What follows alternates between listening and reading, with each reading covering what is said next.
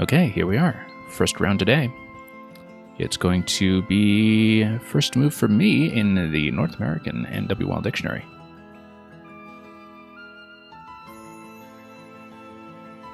Now, let's see what we can do with this one.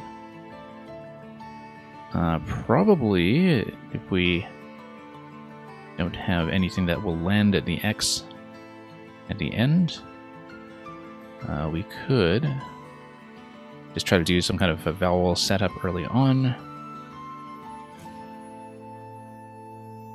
one way or another.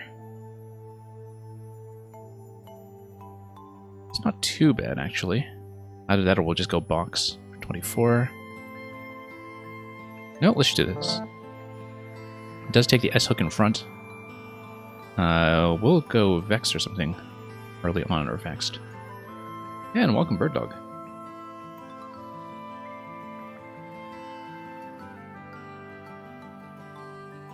And yeah, just getting started here. I haven't actually managed to stream this in a while, so we'll see if we can shake off some of the rust as we go. Currently, I don't expect this to stay open, but we'll likely be going for something like Vex if we can. That's unlikely to be a spot that remains available, depending on what happens on this turn. But we'll just see how things stretch out. Otherwise, the doubled V is going to be a bit of a major hindrance, and then we'll see. Okay, going to be an exchange 7, so my opponent is in some kind of terrible position. We'll just do this as planned. Works out for me. Ox does take an additional O in the back. Also, here you can see that if we have an additional tile to play through, we will have something like vaulting. Let me make sure I have all my tools available here. Got the definition bot up and running, as well as the Telestrator for drawing purposes.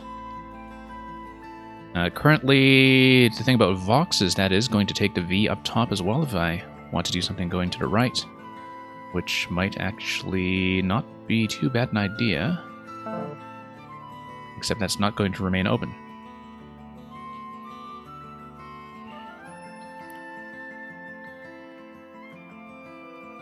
So, currently a pretty volatile spot on top of the O in camo. I'm just making sure that I don't have anything that can go there.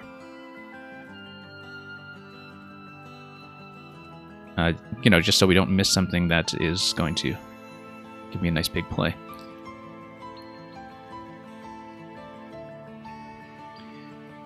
Other than that, I think the way we'll play this, we can do a couple of things. We can just do this.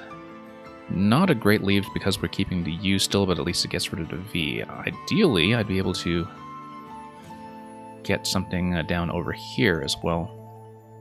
One thing that we could do is something like Volt or Volta. We'll just dump some tiles. That's not too bad, actually. Let's go with that. Okay, so we've got a couple of things here. We've got things like Handout, just as one example. Probably some other plays that are available as well. But of course we have to think about where that could actually go, and currently it looks like we wouldn't actually have a place to play something like Handout. So we would keep looking. At least I don't think so. I don't think I have anything in there that would go at the end of Volta. So let's keep thinking.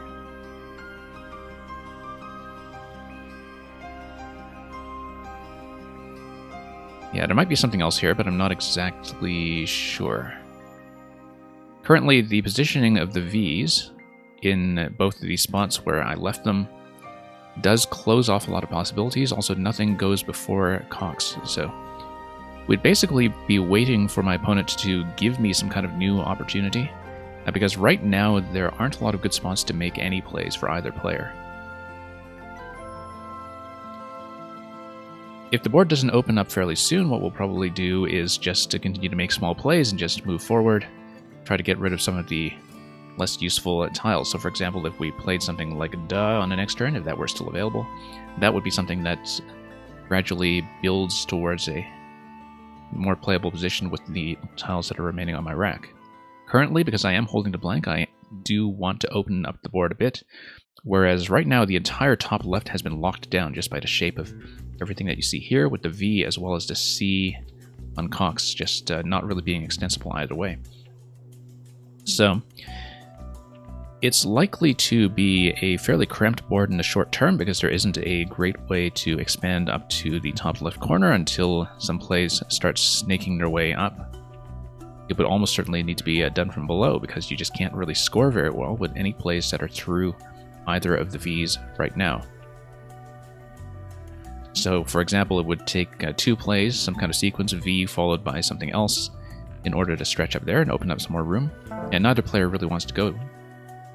The thing about Coxa is that Coxa, I believe, does take an E on the end. Unfortunately, that doesn't help very much right now with what we want to do. It does also, I want to say, take an L. I'm not exactly sure. Yeah, so Coxa, I think Coxel is also good, but we would be thinking about designating the blank as either one, and unfortunately I don't think that really does anything for me.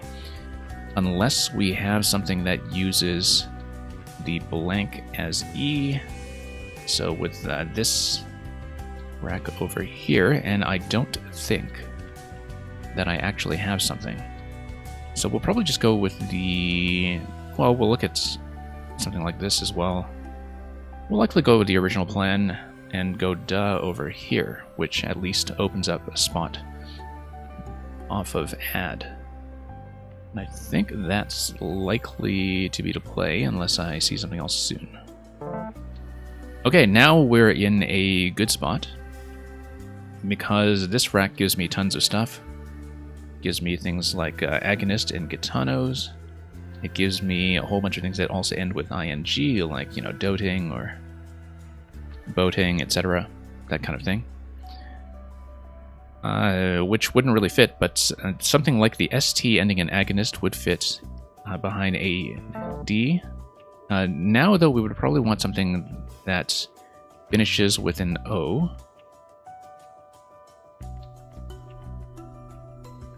Wishy. I'm actually not sure about wishy. I do know that, like, when you have something like wishy-washy, I think one of them is actually not a fit. And I can never remember which one. I know one of them is not good.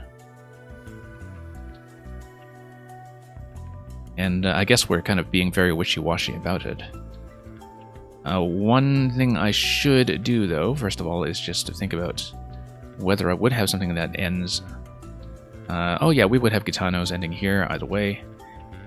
And gitanos would actually end in either spot. So the thing is, even if I challenge and lose a turn, I would still be able to play off the bingo next turn. So let's challenge it, because I'm actually feeling like I'm in a safe position right now.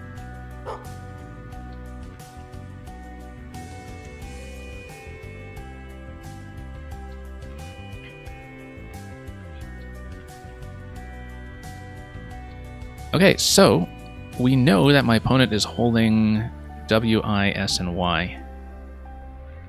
We'll just reorder this somehow. So that was a good challenge on my part. Oh, like I said, I saw 2 spots for gitanos. I think we are just going to stick with that plan. And I don't think my opponent can really score like crazy off of this, so we'll just keep it. Blue Blur, welcome. Okay, we're in great shape because now we have maidens and Medinas, maidens, Medinas, and I think there are some other things in there as well. Medians, there might be another one. Nothing is really going to fit that well though, except... we should actually look at the H as well to see if anything is going to go through the H.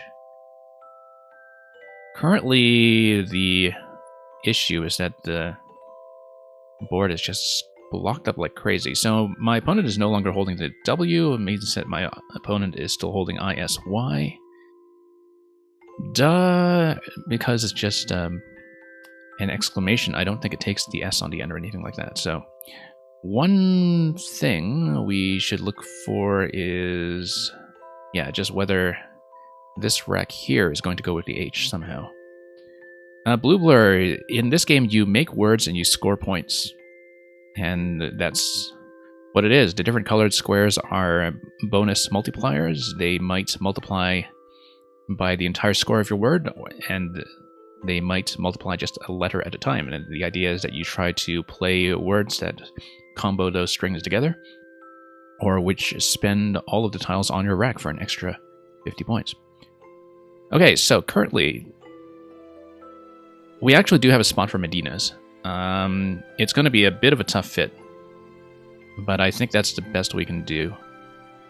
Because G is only going to take the I in the back. So let's do that. We are in excellent shape now.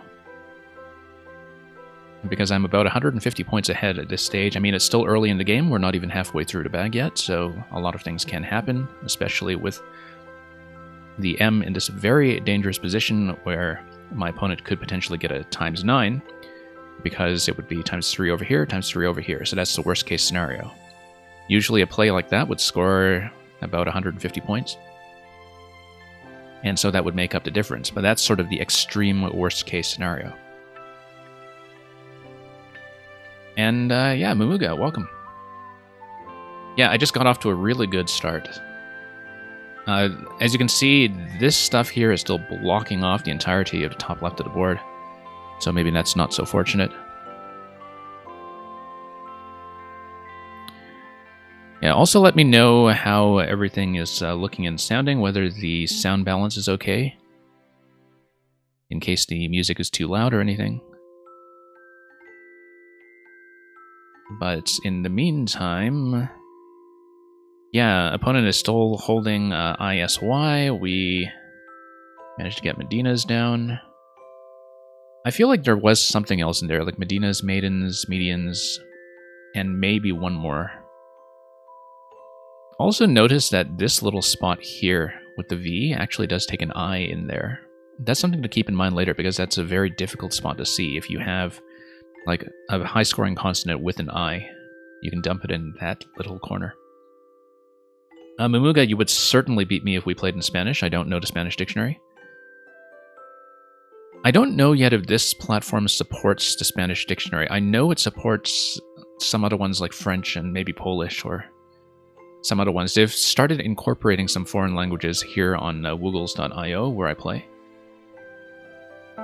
I haven't checked if they have the Spanish dictionary, but they might. Hey, look, for all the Mario players in the room, here's a Spiny. And I don't have a good way to respond to this because I don't have a tile that's going to create a two-letter word with an I over here. I could potentially finish with a K on task, but I don't think I have a 6-letter word that's going to do that for me. So I should probably think about how to play through the M instead, if I can. Might just be something really simple like, Mog or something. It's not going to score very much, but it gets me out of a bit of trouble. Either that, or we'll see if we can find something that will perhaps score a bit better. Also, my opponent has spent all the unknown tiles, so now we know nothing about the opponent's rack. I think we will probably just diffuse this spot somehow. Oh, yeah. I mean, I'm thinking about whether we can do something through here that would land a high-scoring tile like the K on top of the multiplier for ×3, the triple letter score, but I think we'll just do a small play like that. Okay, so this still doesn't fix the problem over here. I don't have a good way to deal with this spot yet. Unless I have something like a 6-letter word that comes down here. And yeah, so my opponent is going to score 32 points off that spot. Nothing I can do there.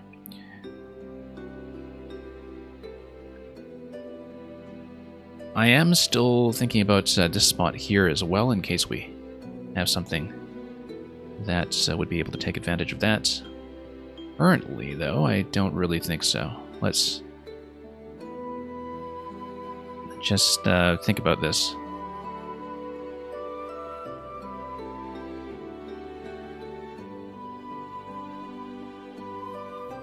Yeah, so right now just really kind of heavy on vowels all over the place. If I can do something to score well with the K, that would be ideal. But we can have something like a leak. I don't know that. Too many vowels and it opens up a dangerous spot for my opponent, so we would not do something like that. We would play elsewhere.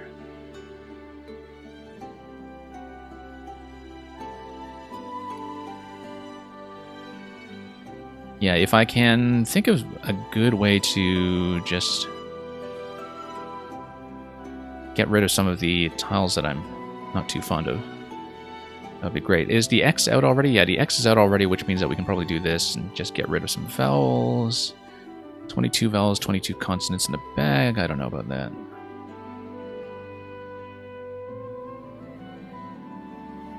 Yeah, let's just go maybe...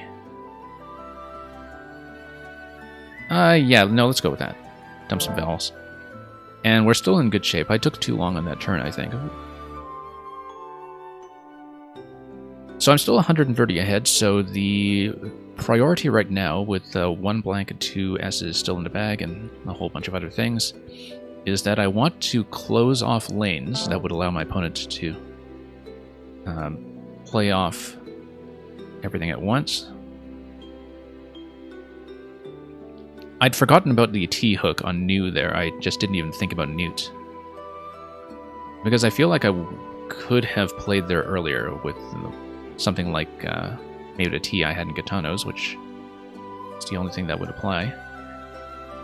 This also closes off anything coming down from that D, so let's think about what we can do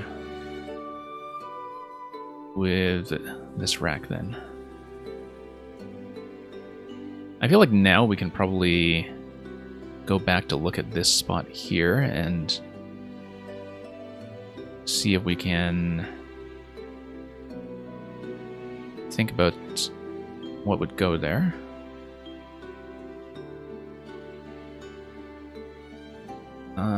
Nothing that would chain the K over, unfortunately. You can also end with the K there, though, because OK, somewhat controversially, is actually a word. We can do that. Bit of a vowel-heavy leave, but we might as well take the points and just close off that E. Now I have something fairly decent. I don't think I have something that is a 7-letter word here, but yeah, then the only thing to really play through would be the B. The priority here should be to close off under the F.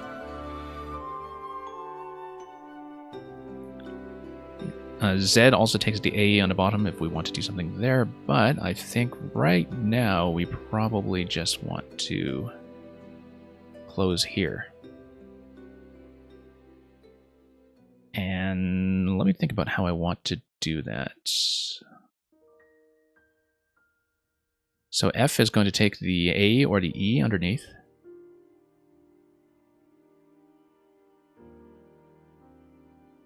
And yeah, we'll just see if there's a good option here. I don't really like the look of most of the things I can do, but yeah, if I can do this without playing off my E. That would be better.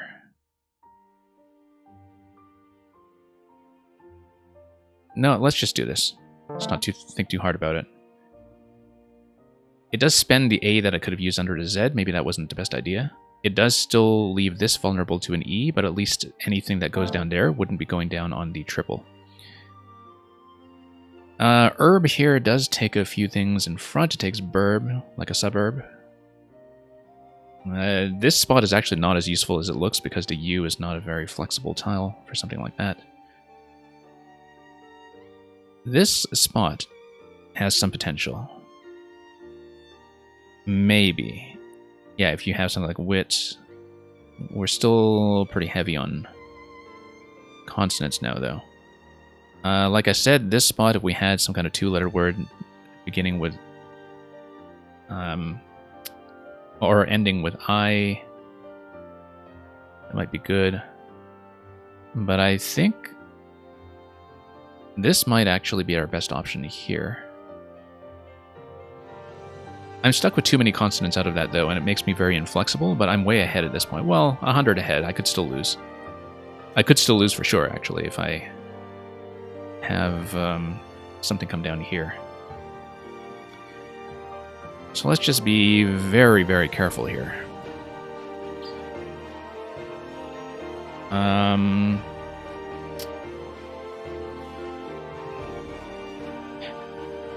Yeah... Unfortunately, O is the only thing that's going to go on top of the R that I have. And I don't think I really have anything... I mean, I can try to block there, but it would not really do much for me right now. So let's just go with this. And ideally, I want to close this off as soon as I can.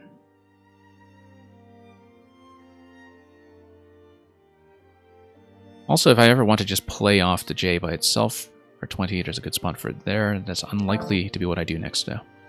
Okay, so that's a nice play. Herb was probably setting up for a C that my opponent was already holding. There's some good chance of that. And now the issue is that there are multiple open lanes on the board with blank still unseen, which is potentially going to be a problem for me unless I start to close things off pretty quickly. What I can do is I can take care of this lane, maybe. Yeah, that scores decently. And then next we'll try to do this with something like, you know, pool or something like that. Just to start locking down. This spot is still a potential threat, but it's a threat that would give back the triple lane.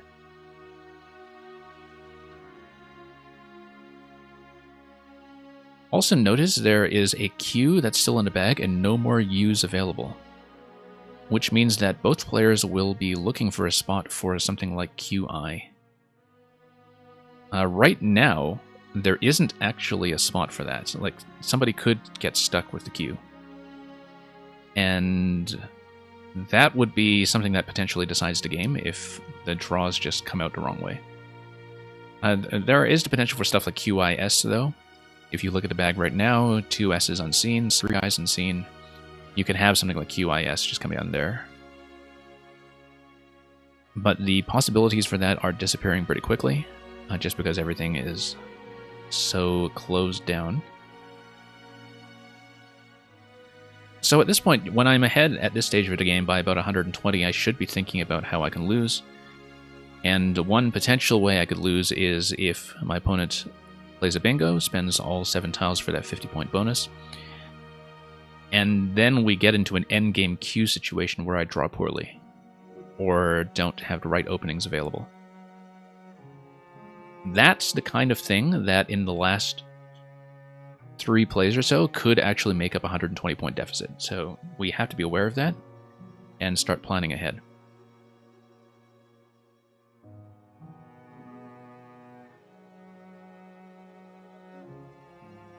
There's also some possibility that the Q combined with the blank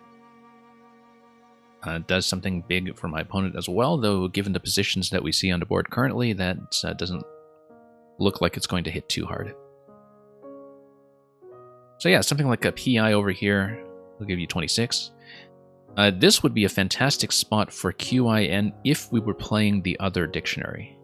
Right now we're playing the North American dictionary, which is smaller and which does not have QIN. Otherwise, this would have been a terrific spot for it. That would have scored probably about 50 points.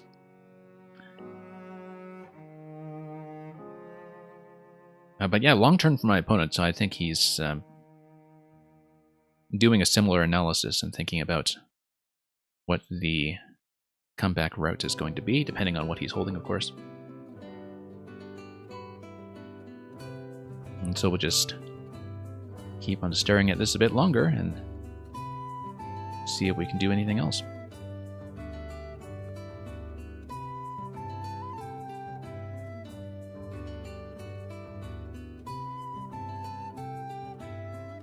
So yeah, as we predicted, the top left became a nuisance right from the beginning of the game just because of that VCV pattern that you see on the top corners.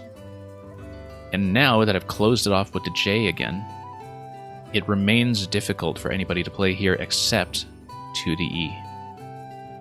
The J does take an O by itself, and so it is possible to play something that ends in O down here, but words that end in O can sometimes be a little difficult to come by. I have got 2 O's on my rack, and even so, I don't really have a good play that would take advantage of that spot, I think.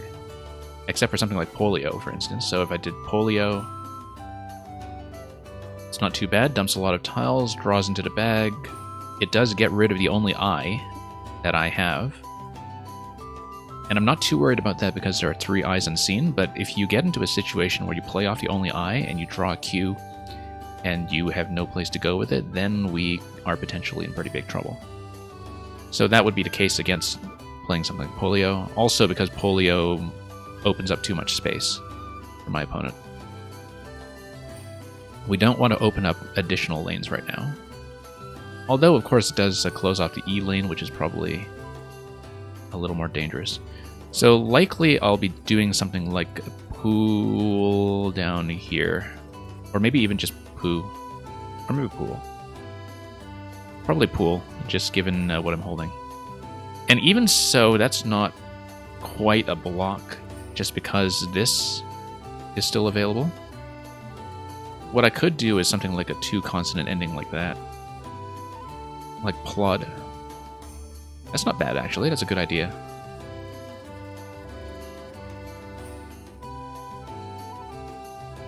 So something like that will probably be my first choice, but my opponent's taking a very long turn, and so that indicates to me that he's probably holding the blank and looking for something desperately. But I think plot is probably going to be the best choice here, even though it is a somewhat vowel-heavy bag, and so.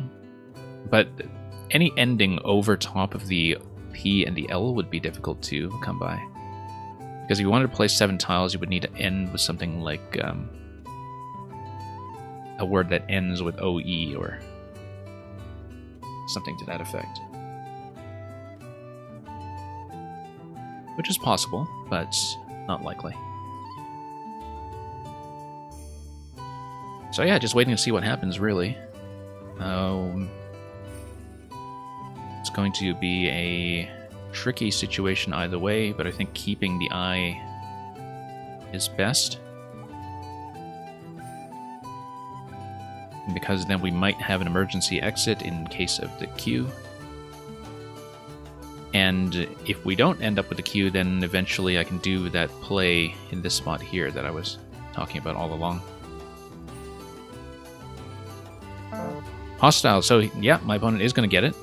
Notice that there is a Q spot over the I.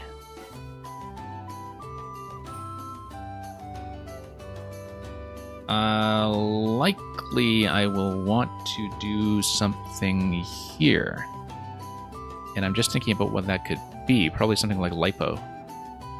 I like that, actually.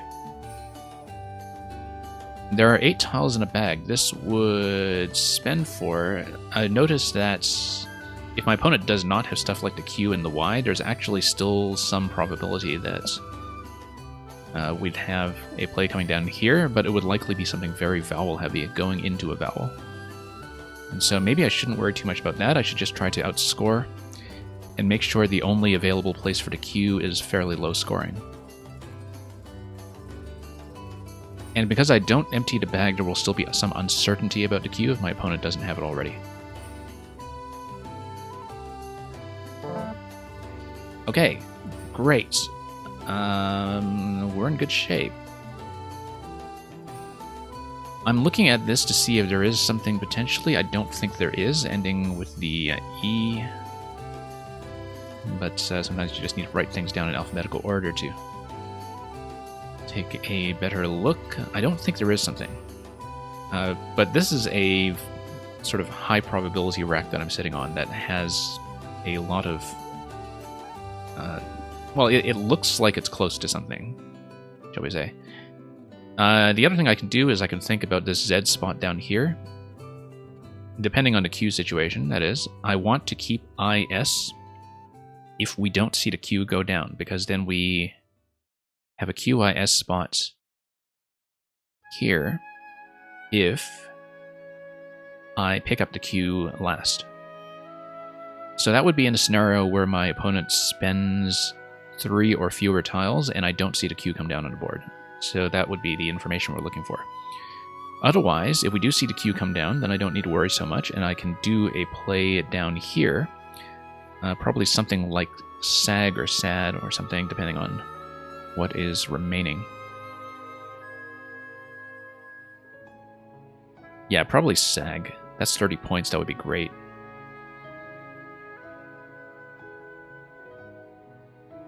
And we'll see where we go from there afterwards. If we did something like SAG, then I'm just thinking about how we would finish, like whether we would have an O play there or something to the E down here.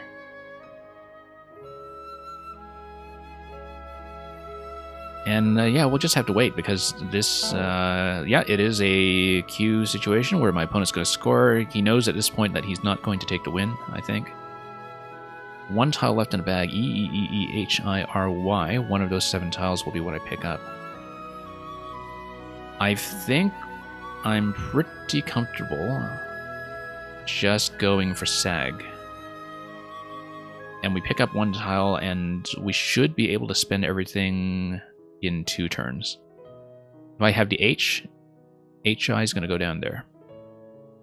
Otherwise, we will do something else. But I'm pretty sure this is the play. Okay, R comes out last in the bag. My opponent's kind of swimming in vowels. I'm doing a little better than that. And yeah, let me just think about what we can do here. With the 2 R's, yeah, it is going to take me minimum 2 plays. I'm pretty sure. And yet my opponent sees the spot and takes it at long last. 30 points, that's almost certainly the best move. And I don't really have much I can do here. We got the win, but it is actually quite difficult for me to play off some of this remaining stuff. Luckily, it is also difficult for my opponent to play off some of that remaining stuff, because, you know, E-E-Y, that's going to take a little bit of effort to get rid of. Yeah, currently just trying to think about whether we have anything that can go down here or just off J, and I don't think I really have anything. So it might just be like a really small play, like, you know, drab or gird or something. And even so, IOR, like, we'd want to look for some kind of sequence that lets me spend everything in 2 turns. And just because of the shape of the board here and the lack of places to go, that's not actually very easy to do. What we can do is something like Ire, because my opponent doesn't have something that would be able to go off it. Actually, I'm thinking of EIRE. I think that's only like the proper name for Ireland, and so yeah, this is actually going to be fine, I think, because my opponent can't do much with it, and I would still have a play coming out of it on the next turn, so let's do that. And then we would have something like a door over here, 13 points. And right now, this is unblockable for my opponent, because the E's and the Y's are not going to go there in any form. And welcome back, Blue Lure. So yeah, we will have the win on this round. And it's pretty clear how that went. I won the challenge on Wishy early on, and then I just got 2 big plays in a row with Gitanos and Medinas. And that was enough to keep me ahead, so we will just take this, and that will be it, I think.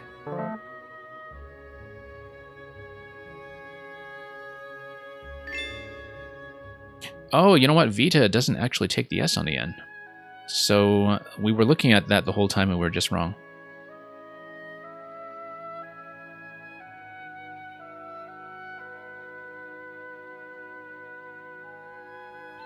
So yeah, both of us just saw this opportunity and took it, not knowing that Vita does not take the S on the end. At least in dictionary, I'm not exactly sure about the other one. Yeah, I think Vita with the plural, with the S, is only in the other book. Otherwise, it only takes the E at the end here for Vitae. Okay, so we'll see how soon it is before the next pairing, because that will affect whether we have time to look over this game on the analysis board. So I'll just check that very quickly, and then we'll hopefully be able to step through this to see what kind of spectacular plays we missed.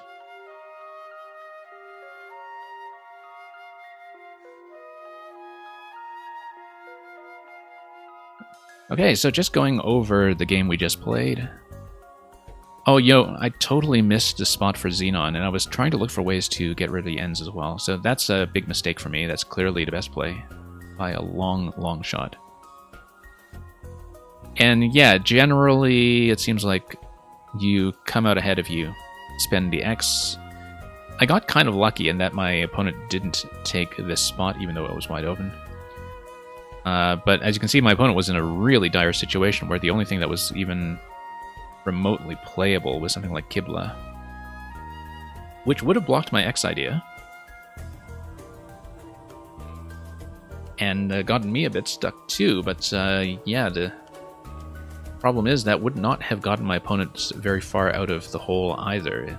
It isn't much better than just doing the exchange, and the way it shapes the board, probably not very desirable. So totally understandable that my opponent would exchange there. Exchange 7 is maybe a bit much, given that keeping AIL is actually not bad. Anyway, Vex was to play. We found it. It's clearly best. Not much to talk about there. Camo was a great play here. And yeah, this is a rack that also looks like it's close to something, but not with the shape of this board. Now, I didn't consider... I guess I didn't think about the A hook on Cox. Even though it did become a key part of the game shortly after, I was a little bit too distracted by just trying to get rid of the V and the U and trying to play it off somehow, but I didn't play off the U anyway, so... Yeah, Volta, I mean, it's not really bad or anything. It does prevent my opponent from exploiting that spot up top, but there are definitely other options. Here, though, the thing about net here is that even though the back of camo remains open, it actually is going to be hard to play out of that and bingo there with my blank somehow, which is what I want to do, because the V here really closes off the bottom right, and while here, this closes off the top left, and so you're in for a really claustrophobic game. So positionally, I think I was okay with Volta. I should have checked what Volta takes at the back. Let's see. Oh, in terms of, yeah, it doesn't take a single tile anywhere, but anyway, my opponent is in a really frustrating situation here, very close to having a bingo to spend the whole rack, and yet nothing is going to fit. And so rather than play off any of the S's, yeah, add is actually a pretty decent play there. It does open up the possibility to continue there somehow with the S's and the E's the next turn. So yeah, I saw a handout on my rack, but as you can see, there are no 7s that were available on this turn, so that's... I mean, Hound would have been punished pretty quickly by my opponent's S's. I think this was not a bad idea, given that we did have a way to get out. Yeah, as you can see, everything here actually evaluates quite well, because keeping the blank in this situation is going to get me very close to a big play to next turn. So, Wishy, we challenged off. We correctly spotted that it was not good. And I didn't think about Newsy over here. Of course, my opponent actually does eventually drop the W over there.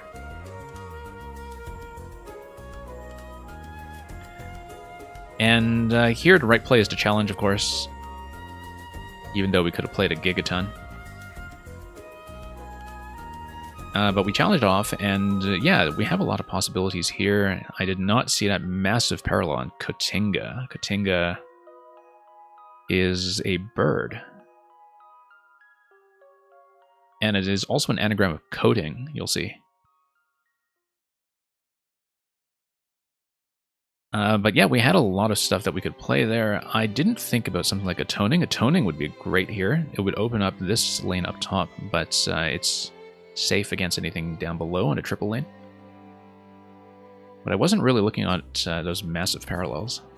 I was quite happy to just see Gitanos and stick with it, even though it's fairly low scoring, 69 points, whereas some of these other plays are 82.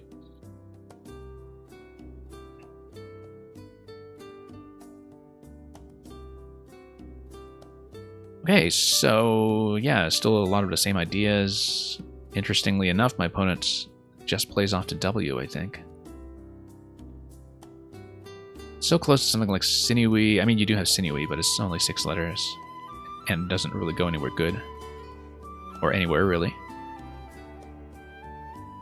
So yeah, it's sort of interesting that you're keeping E-I-N-S-S-Y there. The second S and the Y really do continue to hold that back, as you can see. So, scores well, but there are definitely better options that would simplify the rack somewhat. Okay, yeah, Sideman. This is an embarrassing one to miss,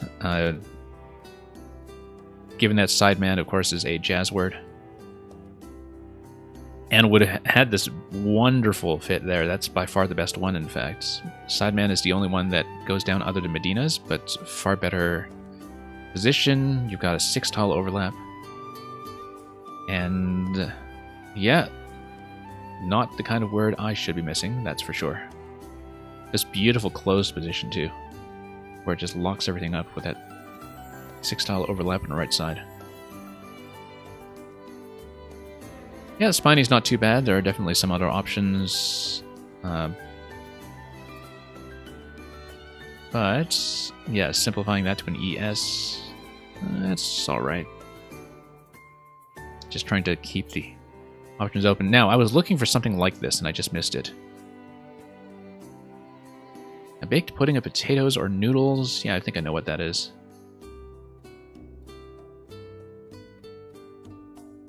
And look at that duolog down here. That's a hard one to see. I was looking at that spot to see if I could find anything, but...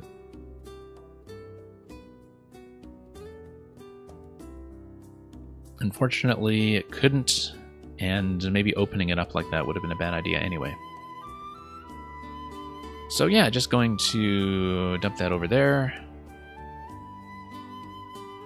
Interesting that that spot's just going to be taken with the F.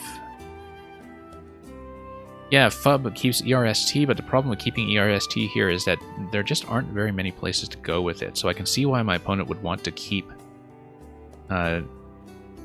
this spot open for something like an SE ending or a TE ending or something like that, or TS ending. I just didn't think about Darkle.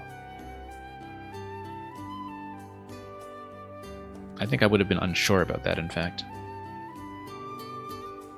But yeah, this was a bit of a difficult turn to find something good. That would not open up too much. I clearly overspent the vowels a bit, so not a great play on my part. Something like that would have been fine, actually. The Haku there. Haku, is that the same thing as a haiku? No, it's a crown of flowers. But I would not want to make things too volatile here. But that's a huge point sacrifice to shed too many vowels at once, though. So would not have done that, of course, if the X were still available. So my opponent's going to miss burettes. Hard one to see, though. Depending on whether you're looking at that spot. A burette is a measuring tube. Speaking of tubes, oh, I've totally forgot about the B hook here, too. That's a nice spot for noob. You're only going to spot that kind of thing if you're not a noob. If you really have a good eye for unconventional back hooks. But obviously burettes was to play. Brute is not too bad, given the circumstances, keeping ST. Lek was actually reasonable here, which kind of surprises me. Didn't think about this overlap in Kino, that's even better. Still as close, but... keeping ALER is interesting because of the ABLE ending, which gives you a lot of bingos, sometimes through a late B. And so that would have been an interesting idea, if I wanted to draw towards something advantageous. Futz is to play. Pretty clear.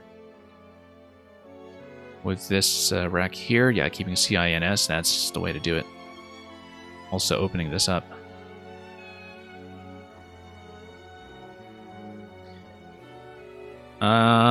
I missed Airborne. Usually I would think of looking at the air prefixes.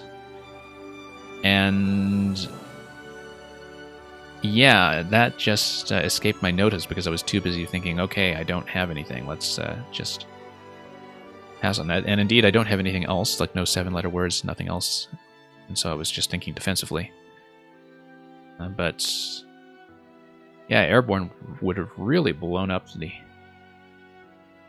this side of the board, opened that up completely, as well as dangling this really volatile triple lane, so... yeah, I wasn't really happy with playing rare there. I didn't really know what else to do. Oh, didn't think about Bruter. Because I didn't think about brute as an adjective. That you can be Bruter. Can you be Brutist? Let's check.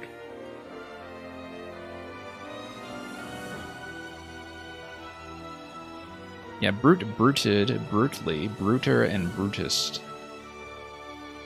All good in this dictionary, so that's a good one to know, so we don't miss spots like that.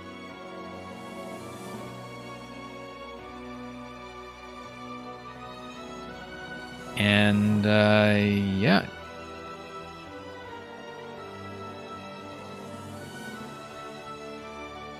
Yeah, difficult situation for my opponent still. Just having something that's just so close to being useful. But not quite.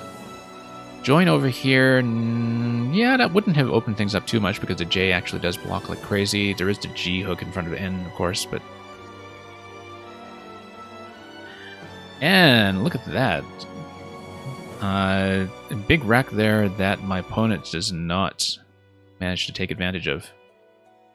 All kinds of things. Senicios, Niswas, Cognize, Concise, Asinos. Yeah, tons of stuff that should be fairly easy to see if you bother to look for it, but I think maybe with the intended setup for curb there, it might have been a bit of tunnel vision.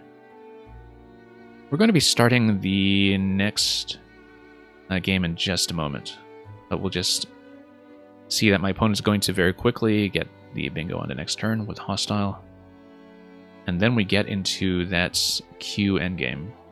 I play the Lipo. QAT is going to go down. Sag is good. Ag, keeping the S. I think on this board, keeping the S isn't actually that useful in this position. You don't really have the S to tag on to somewhere at this point, so I think it was okay to just play as we did. And yeah, that would have been a slightly better endgame sequence. Maybe, no, I mean my opponent would have taken I over there, but maybe that's priced into the endgame evaluation somewhat. So anyway, so this game, yeah, it turned in that middle sequence with the wishy phony, followed by the 2 bingos, but of course lots of suboptimal plays that we could still be improving on in the meantime, including missing that beautiful spot for Sideman. Alright, next game.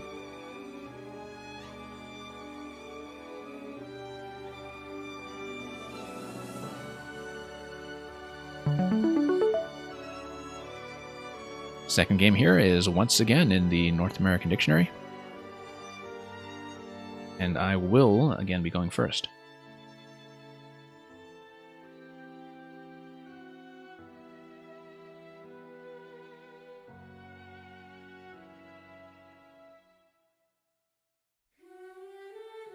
Okay, so the first thing that presents itself is something like Joker, 48 points. I think that's clearly to play. I think that's unambiguously correct.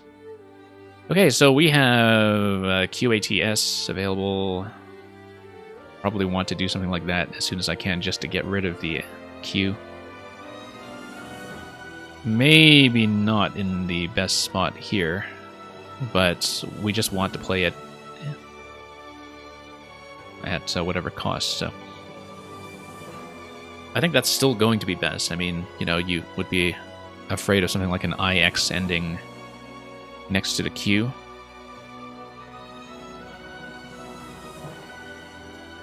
And, yeah.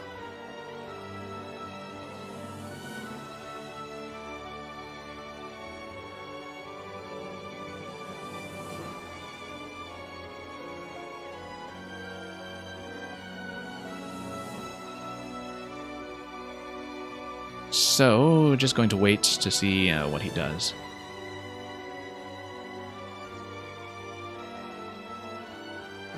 Also because we are sort of socially chatting a bit on the side as well while we're playing, so sometimes that can be a bit of a delay at the start as we get caught up. But yeah, I should just wait to see what happens on this turn because I think QATS is clearly best, even if we're keeping the V out of that. And we'll have to see if the situation changes with anything that's going to come down either way.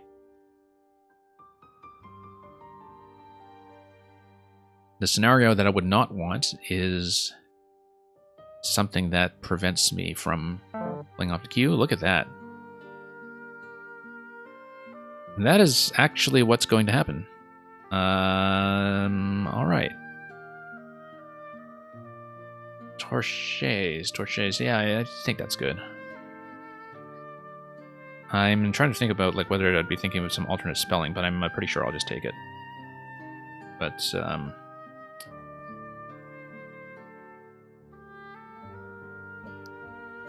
I don't know. Maybe I'm thinking about something else, but I'm just too unsure about it. In double challenge. Like, I don't think I would have seen it yet by probability, and so... Oh, you know what? We just have a spot for QA here. Let's not get too stuck. The problem with this, obviously, is that you are stuck with way too many consonants, but at least we still have a place for something like volts on the next turn, or even volts going this way. Like, we have 2 spots to spend the V, or volt, I guess. Like, we do QAT over here, and then volts the next turn, or volts going down here, in the worst case. So I'm not too concerned about what we're keeping. We'll just take it. And now something like Volta. This would be the second game in which we'd play Volta. Volta would actually likely be best there. Volta would also go down here. We also know from the previous game that Volta doesn't take the S on the end. But I like the idea of continuing to take advantage of that. Bruising. Oh, well, this is going to be a bruising game, that's for sure. Already getting a little bit killed. I didn't notice previously that the new scorecard display on the right side of the board now has a star beside bingo plays that get the 50-point bonus. I think that's a recently implemented feature. I haven't noticed that before. Anyway, let's get back to losing. It's going to be Volta.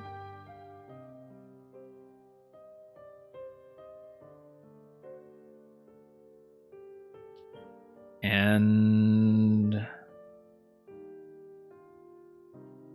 yeah, I mean, I didn't want to sit on the doubled A, even if keeping the A in hand would have allowed me to continue stringing plays down there.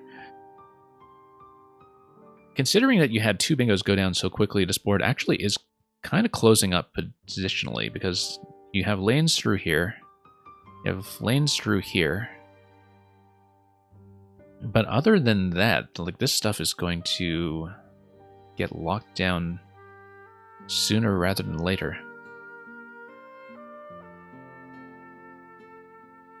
Currently, my priority is to get rid of some vowels and also unduplicate. If we can just, you know, play off NOO somewhere or something to that effect. Or ONO or... oh, no, there we go. Yeah, that's just going to kill my idea.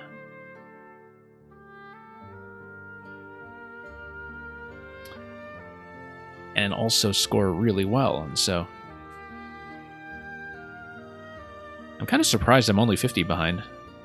It feels like I should be much, much further back, but I guess opening with Joker did quite a lot of work for me there, so...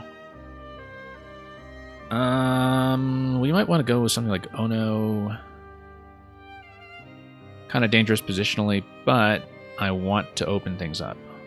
I want to make them a bit volatile. And I have both an A and an S to go down there for a continuation, although a consonant that hits there could hit me pretty hard, so... let's think about this for just a moment, and probably still go for it. Unless I see a better spot for that kind of idea. No, we're going to do it. And of course something like M would go in front as well.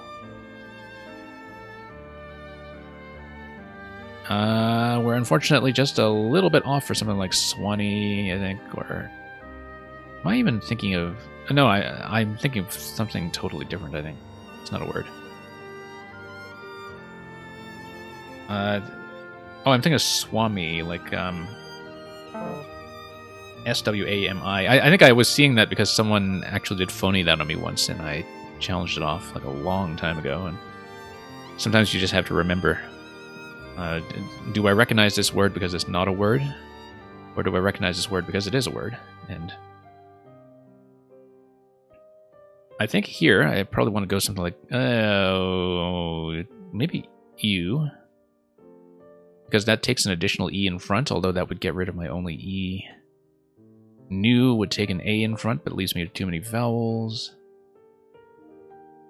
Something like way would only take a T in front, but it would give me the best leave. something like we, it would allow me to drop an A in front, but it has the same kind of issue. Well, I mean, it would be the same kind of hook as new, but so with the other hook instead. I think I'll probably go way. Even though that doesn't really give me spots to use my remaining tiles. So, I don't know. It's going to be probably way or we, I think. But I like my bingo chances better without the duplication. So let's just do that. Okay, this is a good rack to work with. You get nailers, renails, aligners, and no spots for any of that stuff. But we can think about whether we have... Okay, never mind. We wouldn't have anything off the E. We could have something off the O, like ailerons. What's the other one in there? There's something else in aileron. This is like super, super common. And... wrong lexicon for Illyrians.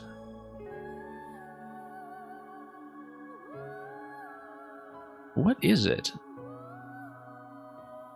This is like one of the most common bingos in the game. Let's see if my memory serves at all. Oh, I think it's Alieners. Alieners. Okay, so that's not a triple either. So I think we just go ailerons. Ailerons rather. Basically an equivalent play to Alieners. Yeah, that's going to be a move. 77.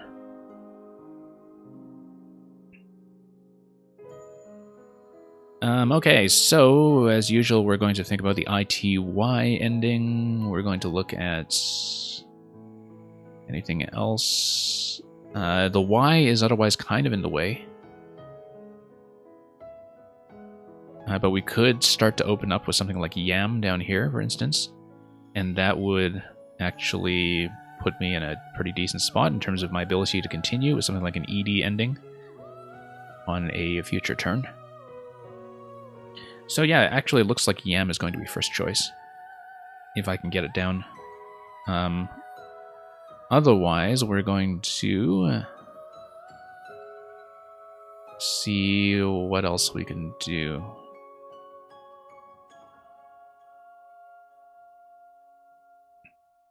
Yeah, we're also thinking about whether there's an 8th tile that this would go through. Also, remember, I was talking earlier about the ability to tag the T over there, so something like Matey would actually score 49. That would probably be best, in fact. I like that idea best now. Because Yam would score 29, and that would be 20 points down. Not really worth it for the sacrifice just to set up an ED lane. That could just be as useful for my opponent. So I think, unless we find something better, it will be Matey. That is the play next turn. Unless there's something that is superior to that in the same kind of position, but I don't think I will see something like that. Okay, you guys over there. I think I pretty clearly go with the plan.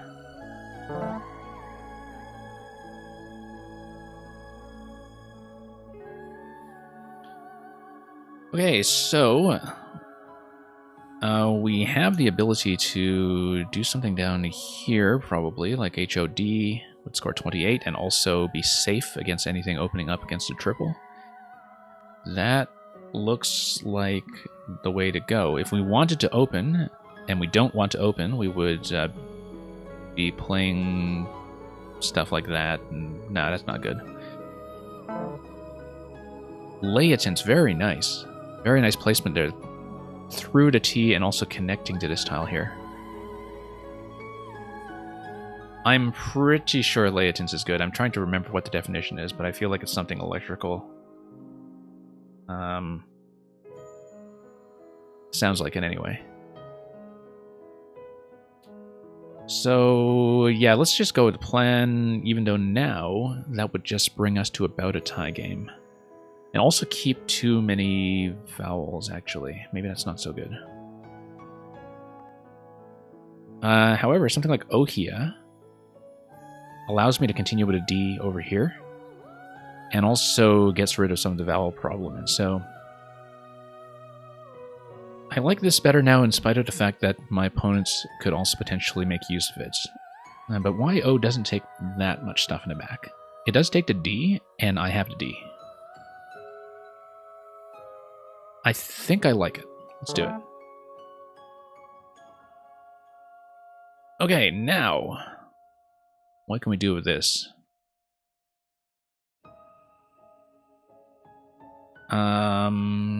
Too much duplication with that doubled R, the double D, etc. And unfortunately, we don't have a good play to end with the D either, because I don't want to use the blank on something small, obviously.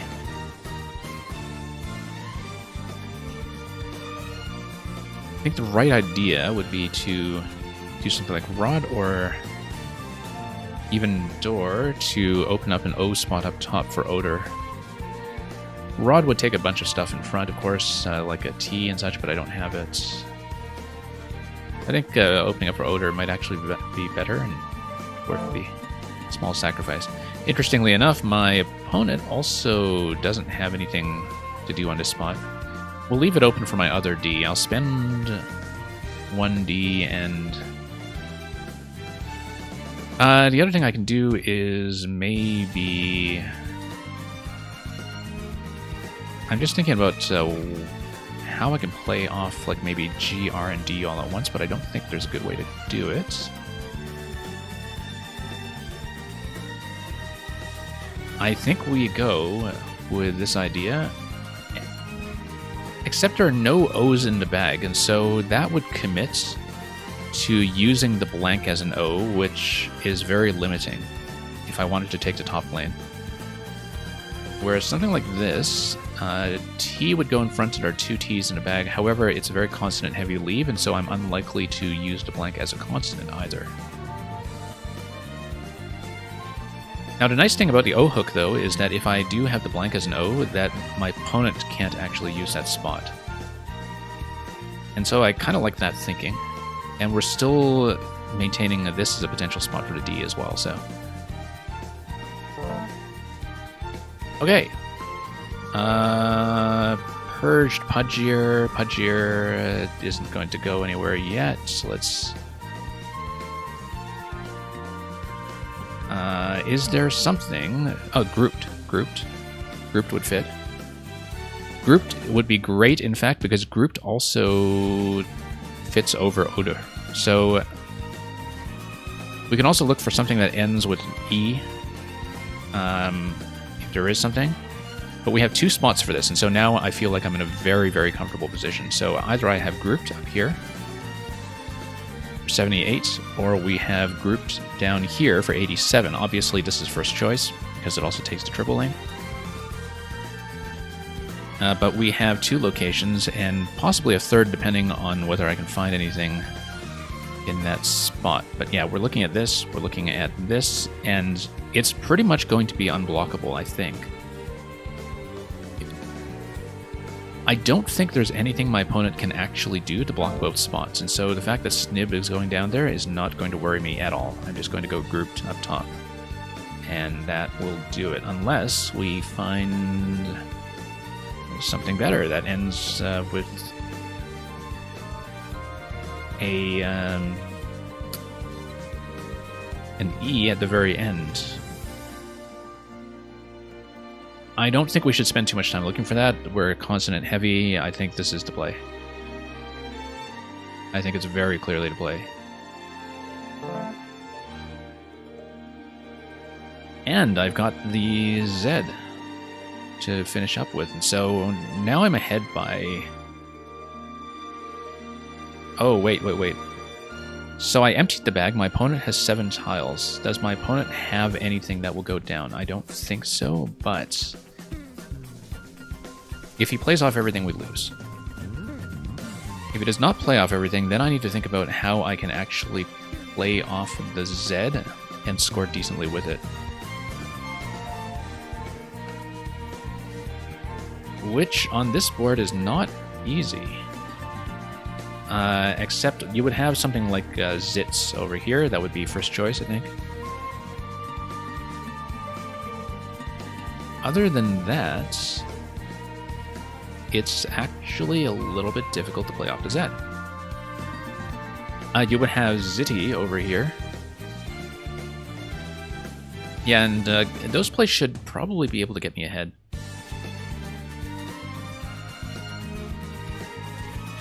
Right now, I don't think my opponent has something. The natural spot to look at would be, say, through to E.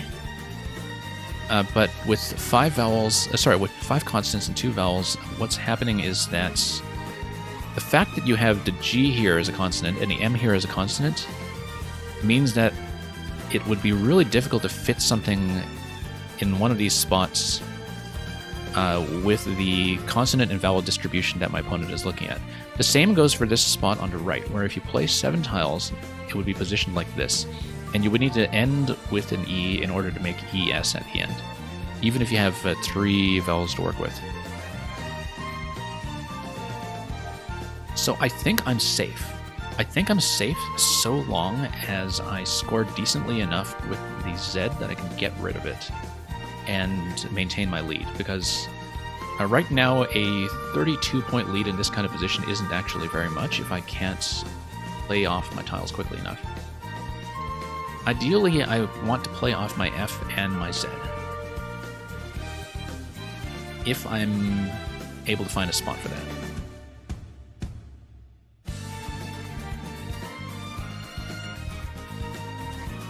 And we'll see if that turns out to be the case, but I currently don't see where that can happen.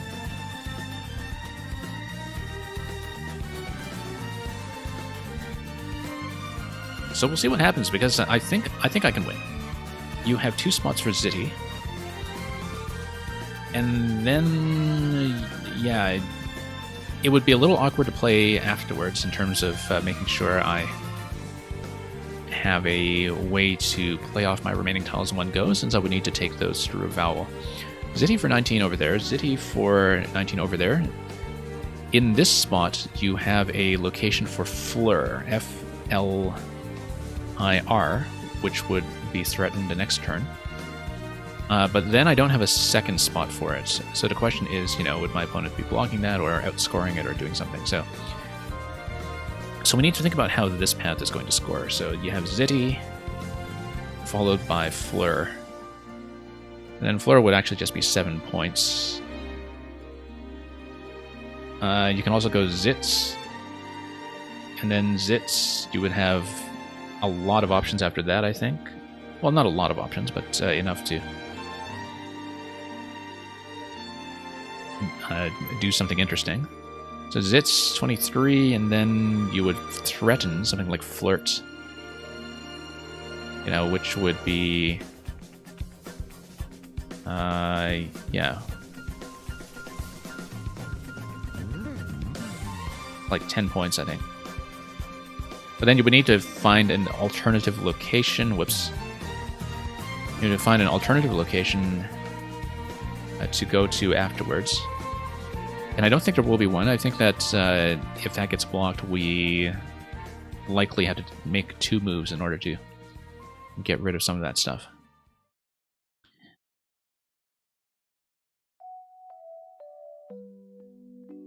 So yeah, because of that scenario, I think I'm safe.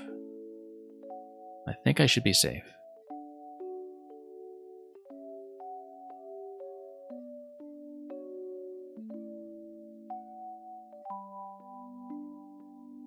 And yeah, we'll just have to wait. This is going to be a long turn for my opponent, because he's going to be finding any possible winning route that he can with the 7 remaining tiles. Because we have multiple spots to get rid of the Z and keep scoring modestly, I think we will win. One of the important things about the Z is that because the only two-letter word it can make in this lexicon is ZA, and my opponent has no A's, and neither do I. You can't really capitalize on Z once it goes down on the board. And so we'll see what happens. But I believe this is a win.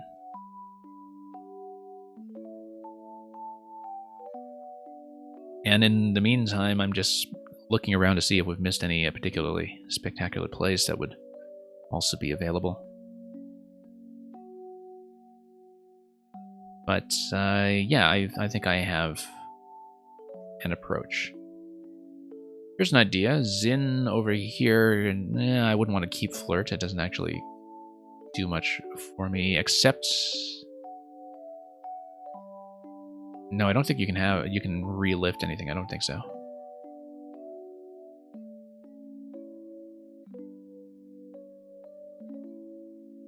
So yeah, we'll just think about that. Yeah, in either of these scenarios that I'm looking at, the second play that I'm thinking of is blockable. But we would at least threaten a play that would allow me to play off all of my remaining tiles, and threatening that at the very end is important.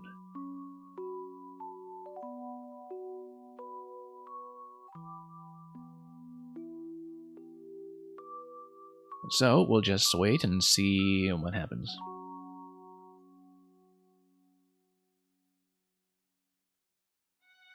Yeah, because he's going to be searching for anything that could win. And I really don't think it exists. I think we will be fine. Yeah, grouped has actually completely closed off any of this to parallels because the G does not go with the E. And the P here also does not go with anything on top in the current tile pool, and so you aren't threatened by anything that would go over top of UPED either, which would be one of the bigger threats, in fact, if you had a big consonant going this way. That would have been the most dangerous spot under many circumstances. And the M would go on top of there, but thankfully the P stops anything major from happening. Because nothing is going to go up top there.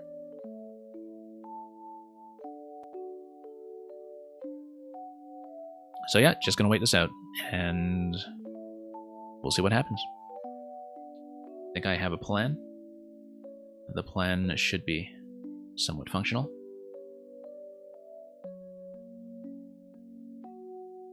We'll just have to see how it goes.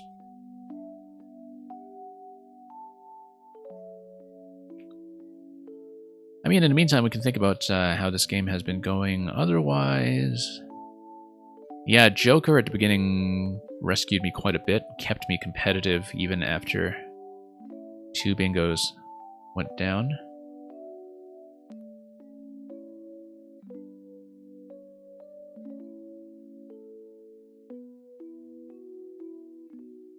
And we'll see what else we can do.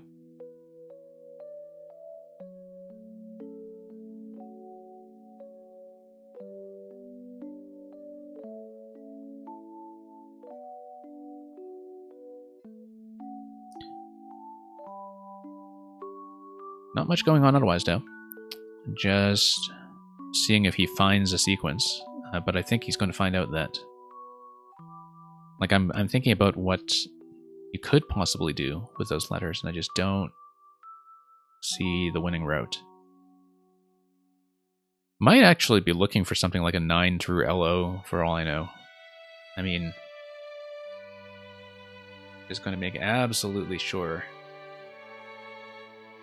that there's nothing missing, since he had about 10 minutes to work with going into this turn, and just going to spend all of it. I think there is a 7 in there. I think it is Dement, which doesn't go anywhere.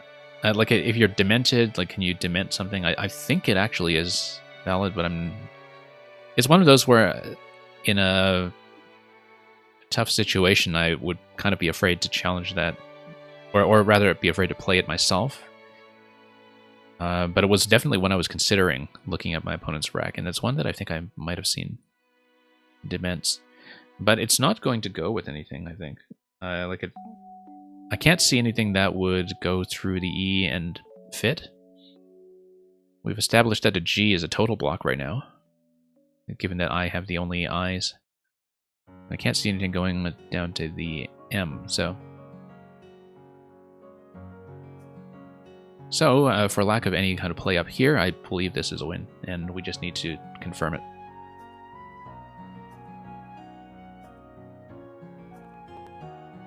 But yeah, he's absolutely using all of the available time to search for something. I mean, if you had that much time to try to look for a win, definitely one thing I would look for is something going through the LO, but I don't see one. However, my vision for 9-letter words through 2 tiles is probably not the best. So, that would be an extreme long shot and a very spectacular win if so, but I don't think it's going to happen. So yeah, just going to wait this out. And we'll just execute on the plan for finishing. Unless there's some other calculation that I've missed about how the endgame sequence is going to go. Usually when you're against an opponent of this level who's trying to find something, yeah, he's going to find 28-point play there. So we need to make sure that I can actually do this, because MEN at the very end is likely going to be spent completely. And so, I need to make sure I'm not missing something that I could lose to. Currently, first choice is going to be Zitty over here, and then the Fleur follow-up is no longer available. So we need to think about what happens if I play Zitty, and you get something like Mine over here, for instance. So, right now, my opponent needs... Well, okay, let's say we do Zitty, because that's the only thing available. That puts me at 409 minus 12. Yeah, this is like minus 12 because we're keeping FLR, so that's actually a plus 7. Plus 7 puts me at 397. My opponent would need a 12-point play to win. So the thing is, can we find a 12-point play for my opponent that actually spends all 3 tiles? I do see a 2-tile play over here, which is going to be ME by itself. We need to calculate that as well, because let's say we go Zitty and then ME, which is going to be 21 and 4. That's going to be 25, which brings him up to 411. So yeah, Zitty 19 gives me up to 409, 411. So this is not settled.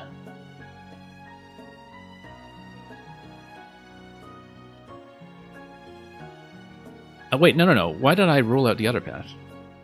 No, that's a mistake. Hang on. Let's reset this. We should be going up here because I'm threatening Fleur. And I'm threatening Fleur in a way that is not really blockable. Because what happens...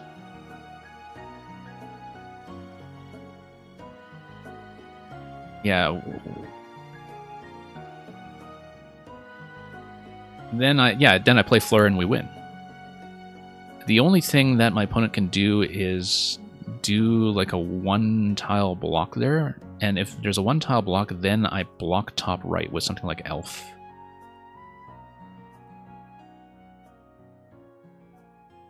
And regardless if I manage to play off the F, I think I'm safe. So I think this is to play. I don't know why I ruled that out when both lanes are open. I think I was just confused with the Zits getting blocked over here.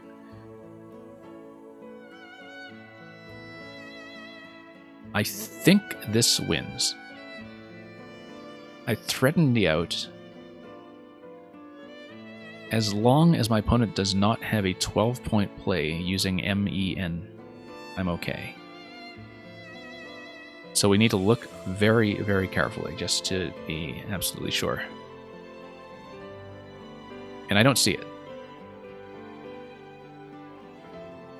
Maybe there's something.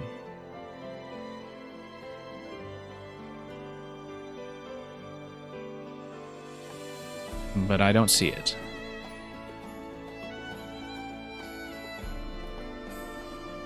There's the PE spot over here that's also EM, but that's not going to outscore the ED spot up above. That's going to be for 8, 16, that's going to be 20.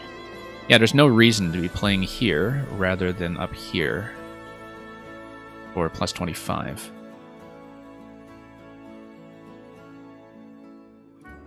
I think I'm fine.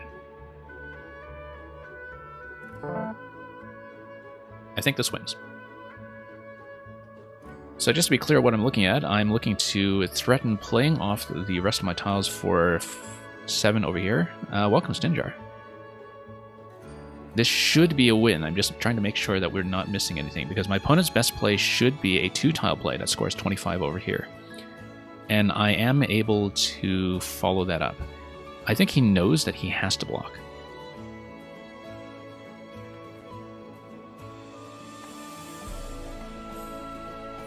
But if he blocks, he doesn't score enough. And then I play probably Elf to block the top right, as I was saying before. That would be 6 points down here. Not very many points, but it should be to win. We should map that out just in case. Yeah, because right now this is a must block. But then the remaining plays would need to outrun me, so.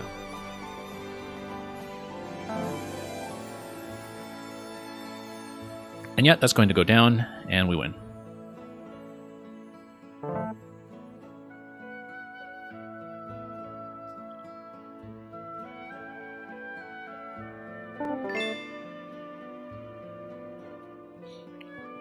You know what? This is the second game in a row that Volta's went down.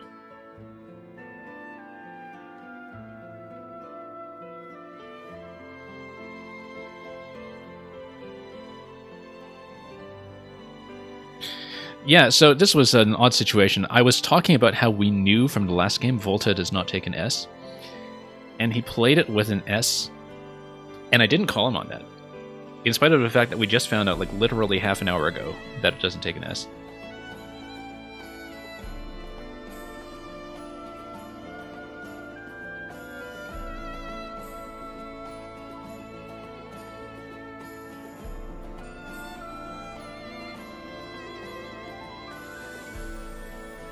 And yeah, so that's sort of an embarrassing mistake that led this to be much closer than it is. So there are actually 2 words here that are invalid. Torchette's is invalid and Volta's is invalid. And so I let both of those go, and that's my fault both times, because I think I might have just recognized Torchette's because I had it let go as a phony against me before. There might be something similar to it. That we might not be thinking of. A Torchère, probably.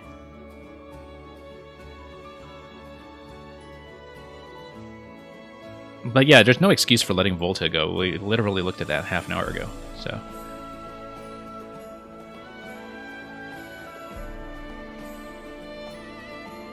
So that's unfortunate. And yeah, so really interesting endgame. I should not have let it get that close if I were just paying attention to the Volta hook.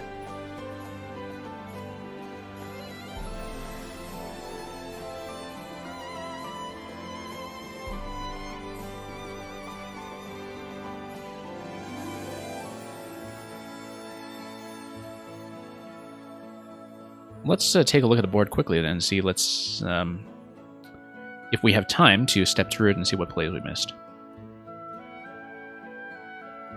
Yeah, I'm just sort of exchanging pleasantries in the chat at the very end, so hence the slight delay here, but let's switch to the analysis board if we have time.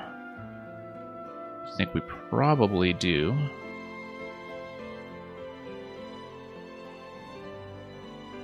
And yeah, Joker, best play by far. That was a very easy choice. Look at that. There's actually quite a lot that goes through here. No need to play something like, you know, Torchettes or whatever this is. But yeah, there was quite a lot that could have gone here too.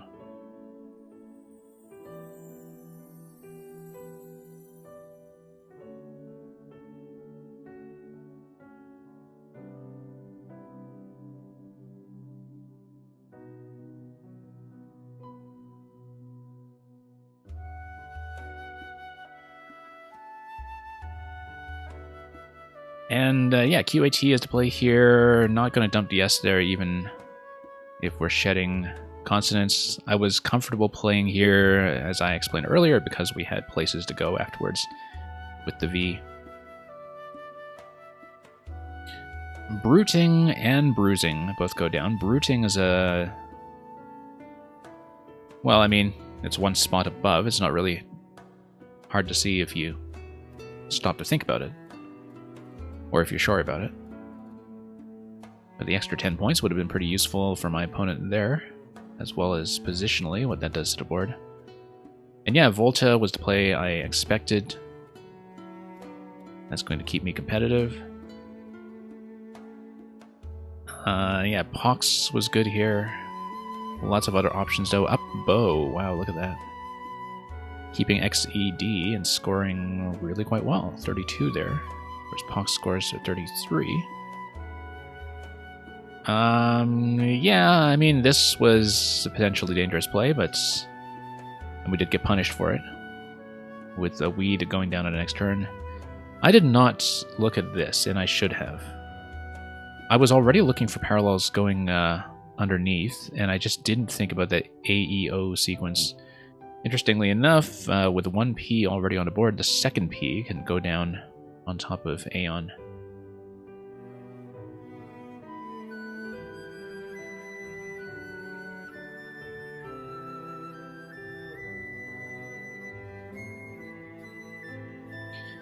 Okay, let's take a look at what's next. Weed owed, a whole bunch of stuff is going to go down. It was just a matter of what to keep in terms of vowels. But yeah, we're going to get hit hard for that, and at this point I am way behind. And we managed to catch up pretty well from there, actually. Way is going to be the best play here if you don't consider how you're going to play with these tiles positionally. It does leave the T-hook that we took advantage of later on. And yeah, very vowel-heavy turn for my opponents. But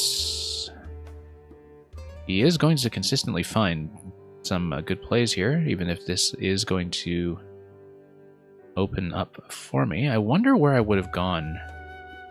Well, actually, if this spot were not taken here, and if this were not dangled for me, I would have looked at something like Inhalers, for instance. And if that didn't fit, then I would be looking for something through a second A. I don't know if there is something.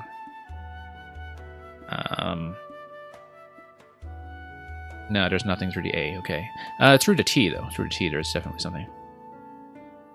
The whole Trinales, latrines, etc. said, I think something would fit. Maybe. Yeah, but I had a pretty good rack going into this turn. Yes, slantier. Anything like that, but clearly... oh, look at that extension weed line. But yeah, obviously I played bingo.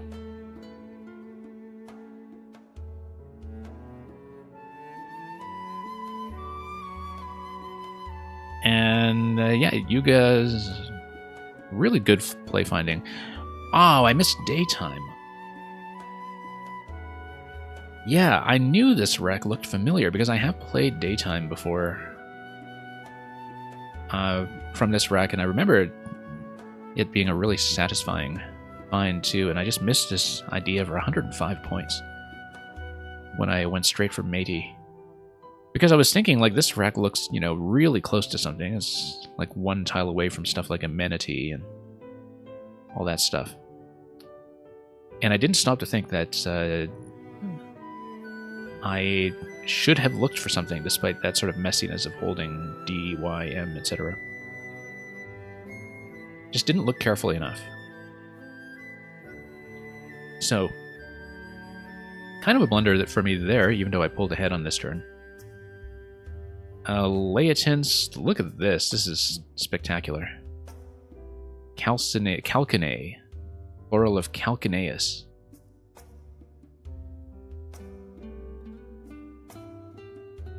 And, yeah. Leotins, Analcyte, that's a group by itself. Leotins is going to be a really great fit there. Scores well, fits well. Does everything it needs to do, and so...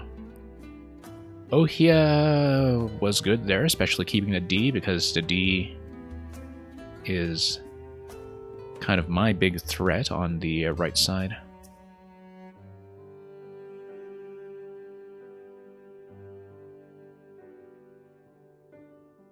And we'll see.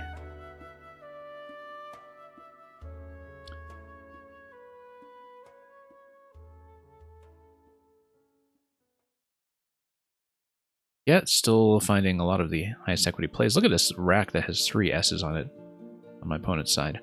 3 S's in a situation where the S is not very useful because it doesn't go down here, and it doesn't go down Volta either, although we totally forget about that and miss looking at it later on. The door idea opening up for O winds up working surprisingly well.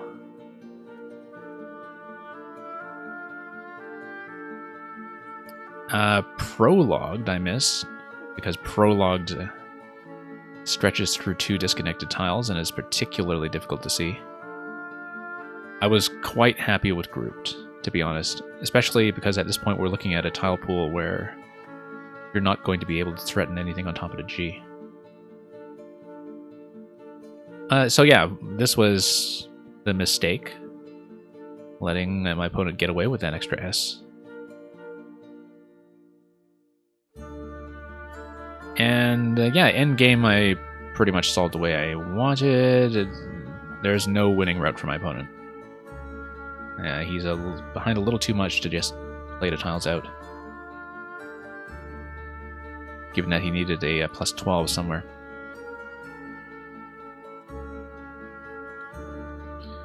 So that's it. We're currently just waiting for the pairings to go down for round 3. And we'll see who I'm playing. And we'll find that out soon enough. In the meantime, we're up 2 wins today, even though this one was a very narrow escape by 7 points. So there's one thing that we have to be careful not to do in round 3, which is let somebody put an S at the end of Volta, which we've done twice already.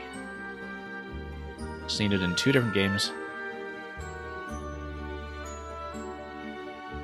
Actually, no. Did I even let that go in the first round, or was that something that I was thinking about? No, I remember looking it up. Maybe we didn't actually let it go in the first round, but I did look it up at the end of that round.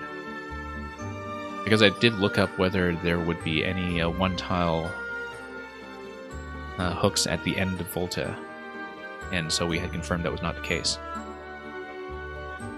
So, yeah, we're just waiting to see who I'm playing next.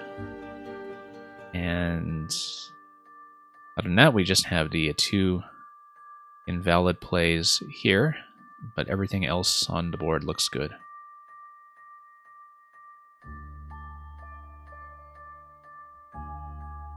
And keep forgetting that Sev was added to this dictionary as well.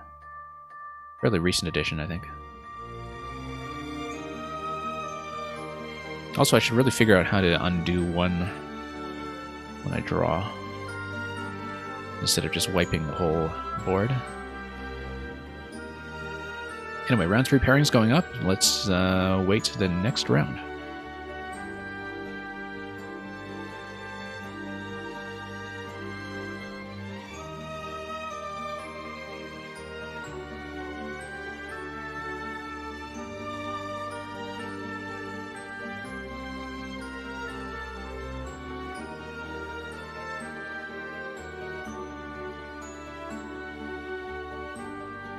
And yeah, I do know who my opponent is going to be next. We're just going to wait for the game to get started.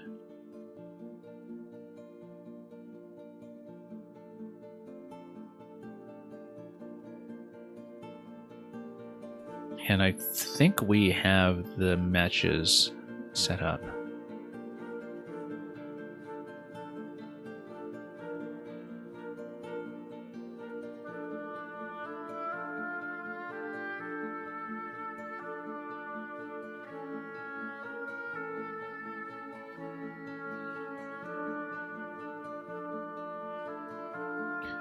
And yeah, just going to wait for the match request. Or we can just send it out.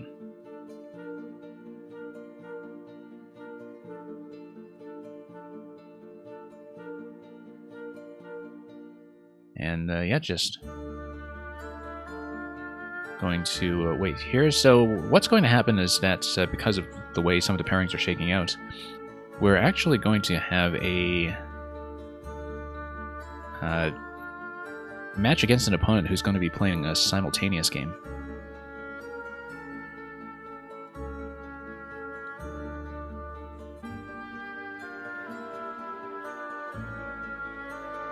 And yeah, we might as well just start this up.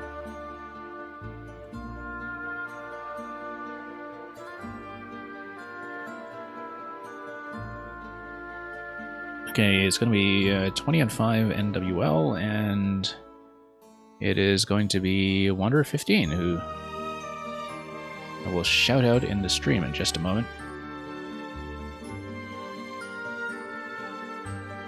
Because anybody who wants to watch this game at a very advanced level, this is one of the best players in North America. And so he's playing 2 boards right now. He's playing 1 game with me and 1 game with somebody else. But lots of championship coverage on that stream, so definitely follow it if you're interested in watching this game.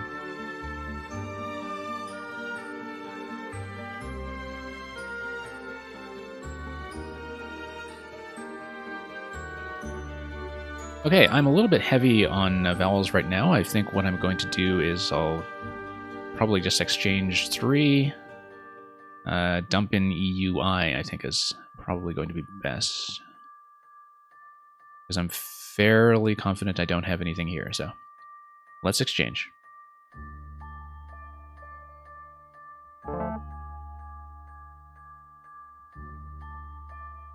Yeah, a bit of a minor optimization there, perhaps, to keep A instead of I and to not keep them both. I think that might be best in terms of the theory of that first turn exchange, and of course he's going to exchange and return, which when the starting play is an exchange, the exchange and return is actually kind of often the right thing to do, because you both get yourself set up with a mulligan the best you can, nice and early on. Now, let's see what I can do. I don't think I actually have anything with the X in this lexicon, but what I can do is yeah, just trying to see if I have something better so I don't miss something like when I missed Xenon in that previous game. I don't think I can get rid of both the X and the B. We don't have a C for something like Zebek. So we'll just go X like this.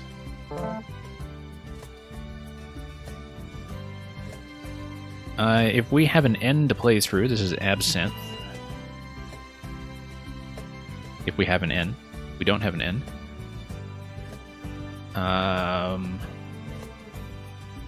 Other than that, I'm just trying to see if we have anything that would be good.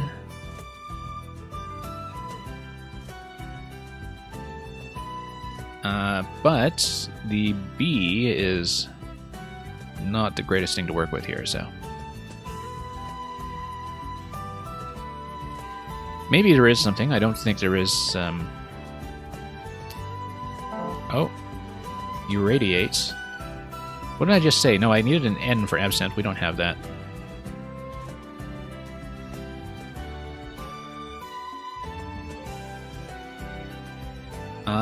So yeah, let's see if we have anything through... anything else, like the, R is probably the thing that has the biggest potential here, but I don't think I see anything.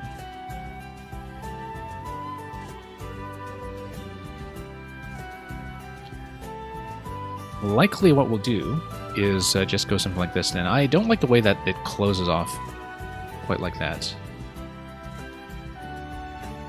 But we still have some lanes coming out of that, so maybe that's not too bad. Just making sure we don't have anything I'm missing coming out of... You know, through the... Whoops. Drawing tool.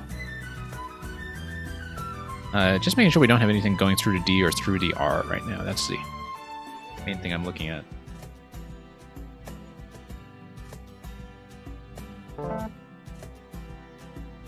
Okay, this is not the Sistine Chapel, unfortunately. It's,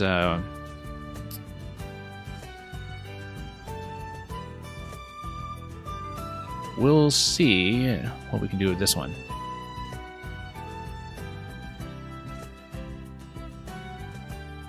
Because this is one of those wrecks that's also extremely close to something. And I can't quite see what it would be. Like tininess or something, if we have the right kind of thing to play through. Tininess, no, we don't have an end to play through. We just have a big galoot here on the board. Should look at the T-I-O-N through the O.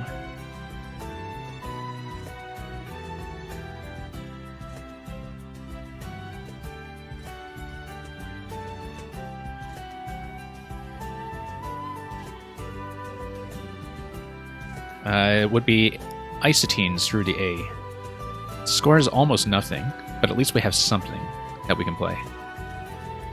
If I have something better, I would like to look for it. I don't know if I have a 7 here. I don't think I have one that I would know for sure. We have stuff like cyanites. Cyanites doesn't quite fit through the E, so we're looking at something like cyanites. We're looking at isotenes. I don't see... Oh, inosites through the O. So that would be something like that, 62, and would diffuse that spot slightly. Yeah, all of these score really poorly. And so we'll just look for something that positionally keeps things open so I can catch up. I think in order to diffuse the O spots, we're going to go inosite. I think that's right. Because then we can continue building on an open board. I mean, I'm not really favored on an open board against an opponent of this caliber. But then I'm not really favored generally against an opponent of this caliber, so we'll just try to keep things comfortable. And yeah, it's going to approximately even out. I'm 1 point behind now, 108, 109. Oh, yeah, okay, there is a 7 there. I feel like I should have seen that before, because I have looked at a lot of the higher probability 7s that have SS in them, simply because they do get lost in the probability list sometimes. And yeah, thank you for that, Jeep Placard. Good to see you here. Underlay.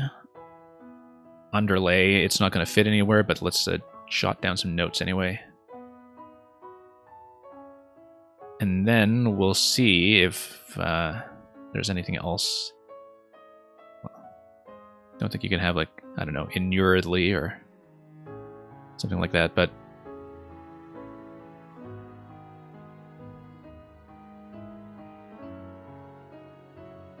yeah, well, we'll see. I'm sometimes a little bit attached to that ly ending.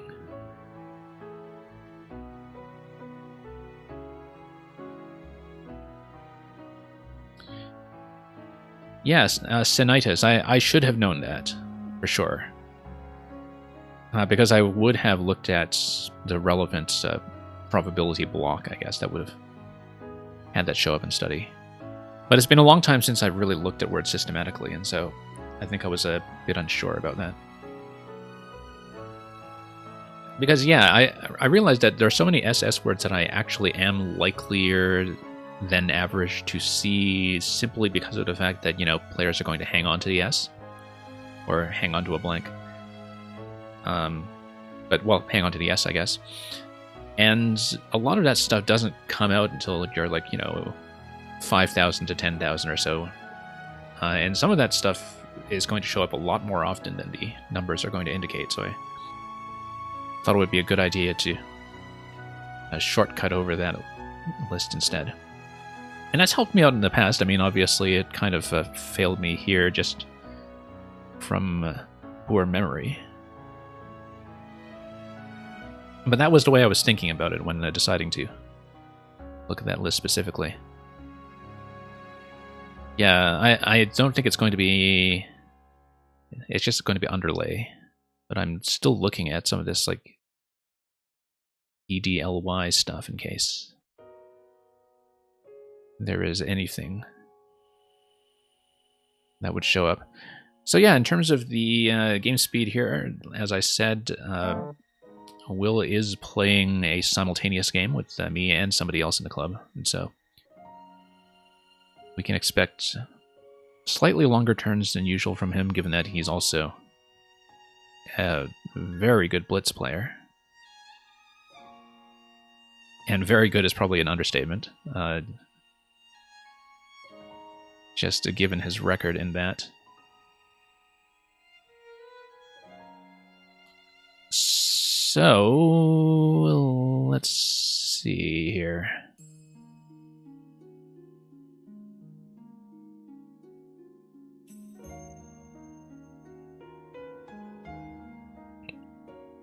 I mean, probably just going to... If I can find something with the Y here, that would be good. If I can also just maybe...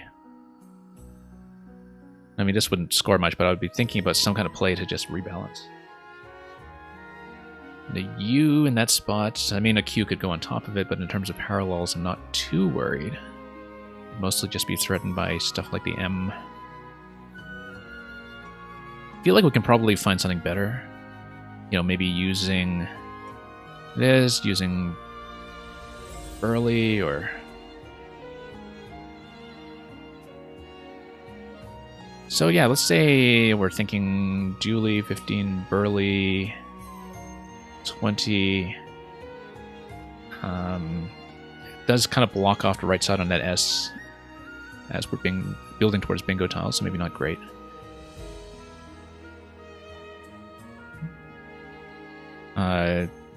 Looking at this, something like die, but I don't really like keeping the U with 3 consonants here. 28 points though, hard to say no to that. Yeah, because 13 points sacrifice here to move towards that other leave.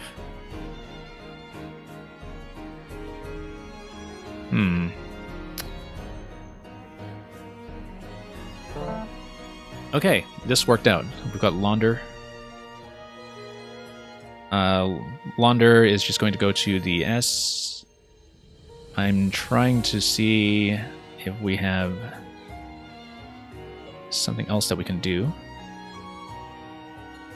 Yeah, it would be Launder's. Looking at the T, obviously, in case there's something That works with this rack.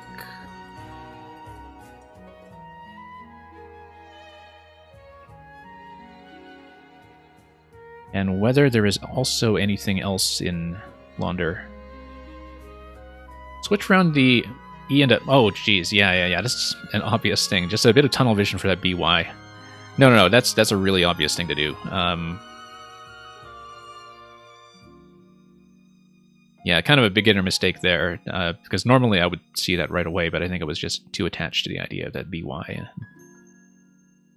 I didn't look at this properly.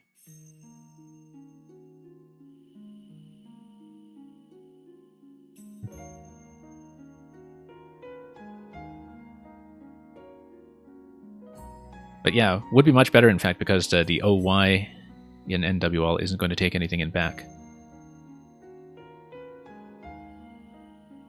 Although this is still reasonably defensive against any parallels. Like, there's not a lot that's going to make that work, other than that EDH hook. But either way, obviously you just take the points, and so that was just a mistake. Okay, we need to look for alternatives to Launder. There's the D that goes on the end here. I want to say through the T is like dentural. Like through this T here. Like pertaining to dentures. I think that's actually the 8 in here. I don't think there's another 8.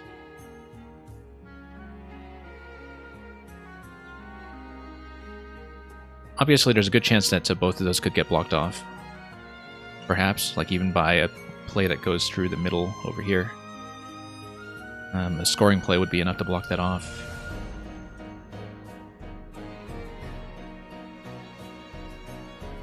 Yeah, dentural, yeah, I think it's just the adjective with dentures, right? And so that's not really going to dangle anything on a triple lane. Might just be straight up better than Launders, actually, because of the position of that A in Launders. Which is just not good.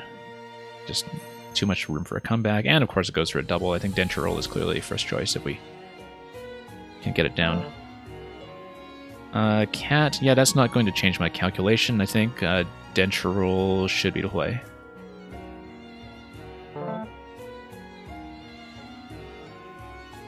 Oops.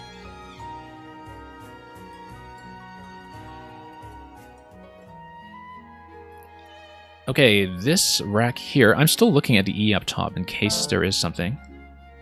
But of course, with the C and the V and everything, not counting on it. Unless we had disconnected tiles to play through for covariant or something. Or... like... something like that.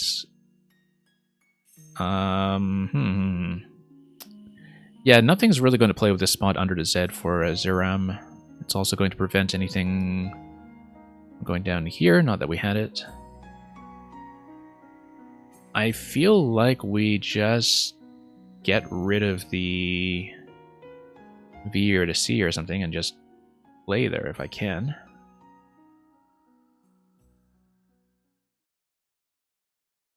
Or we just go Victor here and just drop a bunch of that stuff at once. I like that, actually. As long as I'm not missing something.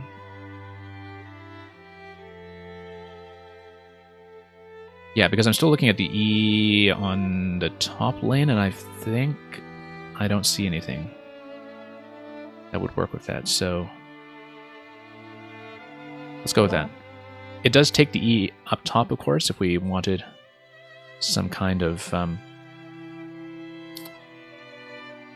play up top. Here, however, I feel like I've got something here.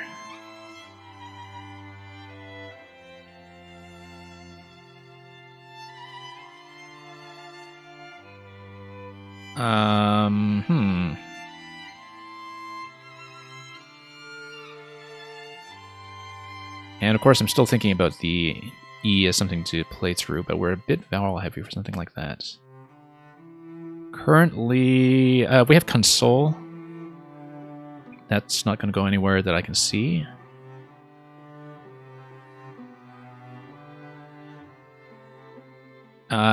No, not even here, unfortunately. There's some kind of really difficult fit going out the right side there.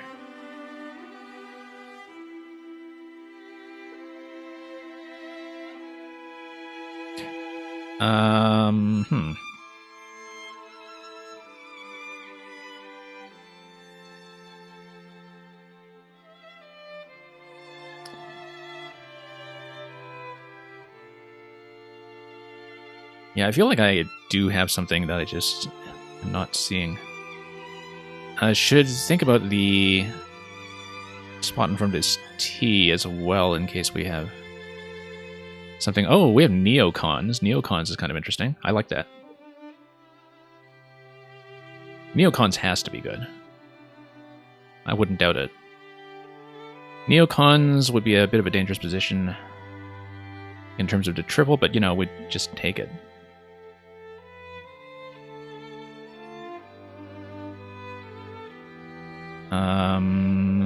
Other than that, though, I don't know. Like, I like the CON start. I feel like that's often going to give me something, but otherwise we'd be looking at trying to play through something else. Like, if we have an N on the board, we have condones. We don't really have tiles to play through right now, though, so I think unless we find something off the E in the top lane, or something that starts with E, which I don't think is going to happen here. We're not quite at like Eocenes or something, just because of a doubled O. Neocons is probably to play, unless I see something else.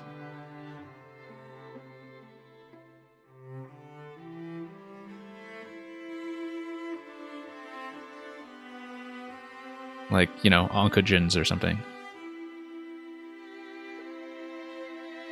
Yeah, we'll just continue looking at this and see whether anything will reveal itself.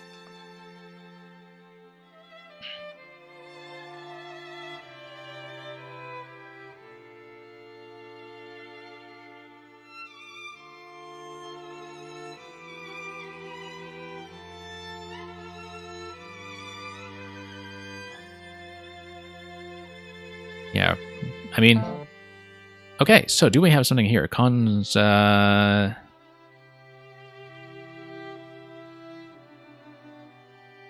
L is a problem, because you would need an O ending there. Neocons is still playable, it's just that you have this massive problem. No, console, no, that still doesn't fit.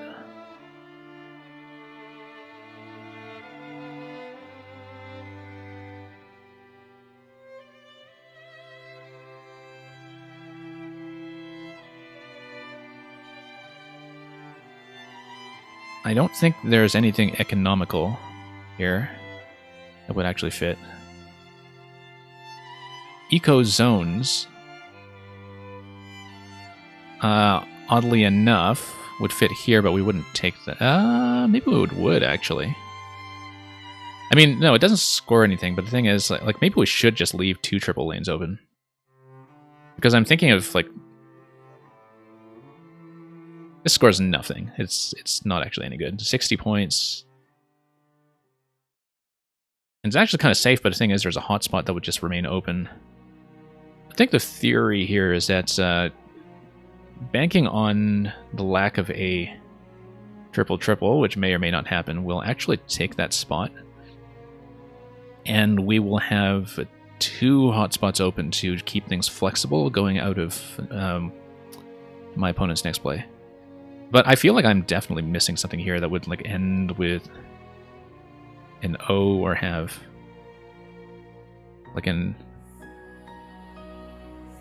ONOS ending or ENOS ending.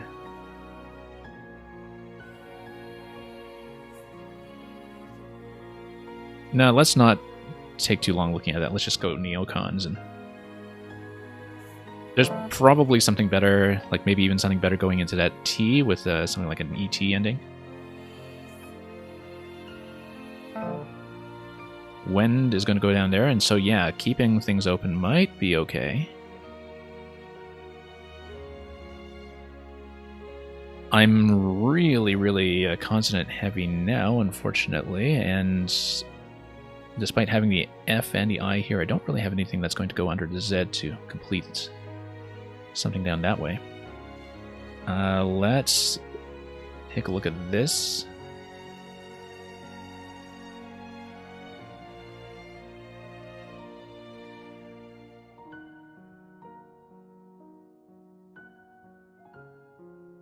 I'm also looking at this.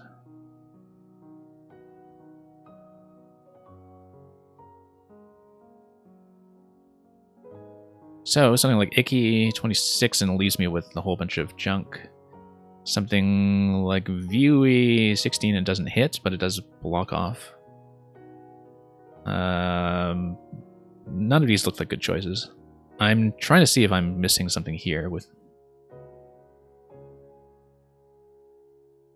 an appropriate ending. Or something that would actually fit here.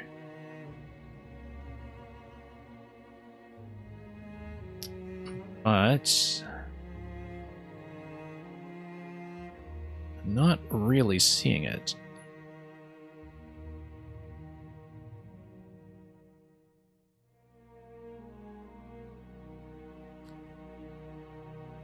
Maybe Viewy is going to be fine. It's maybe least bad. 16 there. Oh, I don't know about that. Icky. No, just I'm not keeping VW out of this. That's ridiculous. Or maybe something like a Wick, so we can actually keep the Y. No, that's still way too heavy on stuff. I think we just blocked this off.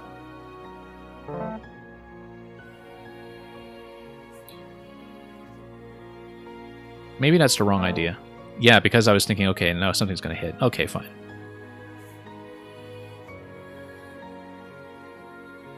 Yeah, maybe... I'm just still thinking about that previous rack. Like, if I could have thought of something to block that would still get me out of some of that trouble with that rack. Without spoiling the idea of having two hotspots, but then we do have a... Yeah, not really much of a spot up here. Oh, why didn't I think about Perky? We had something like Perky. We would just score points with that. I didn't even think about that spot. Oh no, because we didn't have the P last turn. We didn't have the P. I had something else. Yeah. I'm just looking at that now and thinking... Well, here we can go Flick. That kind of rebalances... Does open up beside the F. 6 tiles in a bag. This will reduce it to 2 in a bag with E there. There is some chance that something will go down there. I think I just have to score and get out of trouble. And we do have ways to play the J afterwards, I think. Because we have Jupe up top. If we draw another E, we would have Jupe as well. And there's some probability of that, just given 4 E's.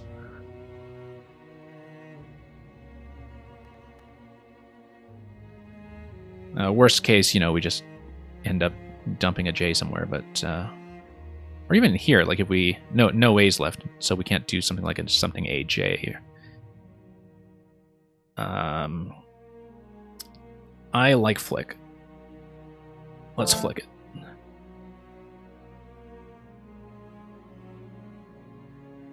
Okay, so no E.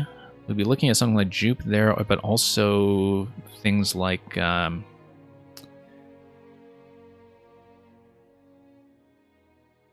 yeah, Jug or Jugs or anything to that effect.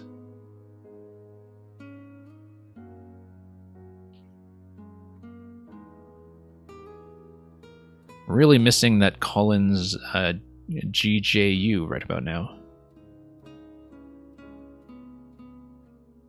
2 tiles in the bag, so there is some uncertainty going on here. Also,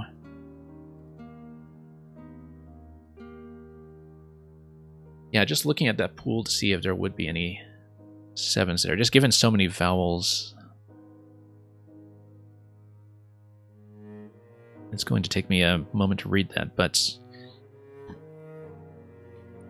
the priority is to get rid of the J somehow. Jupe.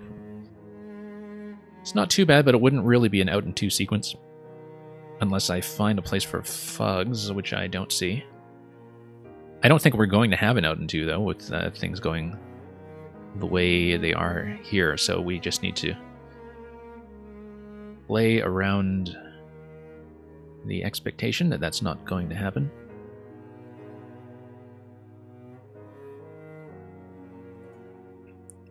And I should also not forget about this, although I don't think we have anything that would be useful.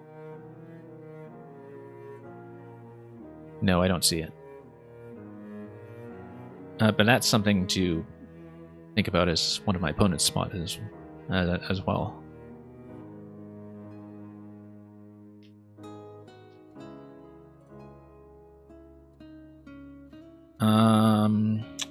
Is Juba in this lexicon? I'm trying to remember. I think it is. Yeah, Juba.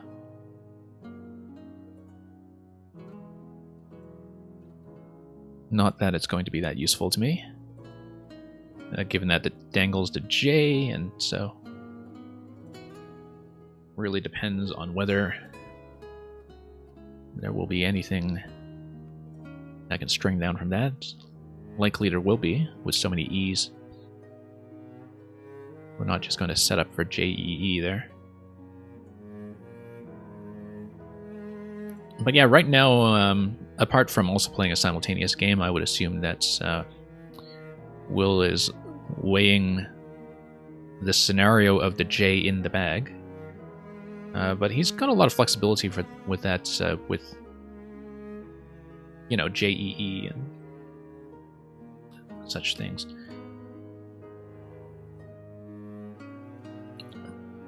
But that would definitely be something that's on his mind, as well as the fact that we have 3 U's that are still in play, 2 on my rack, 1 unseen. And that is definitely a potential factor here.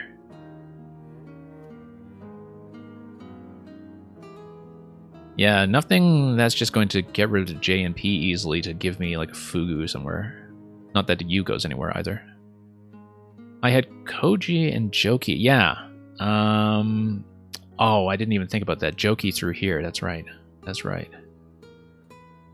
I think the V and a W together were really throwing me off on that rack, where, like, particularly getting into endgame, I was very reluctant to be stuck with that.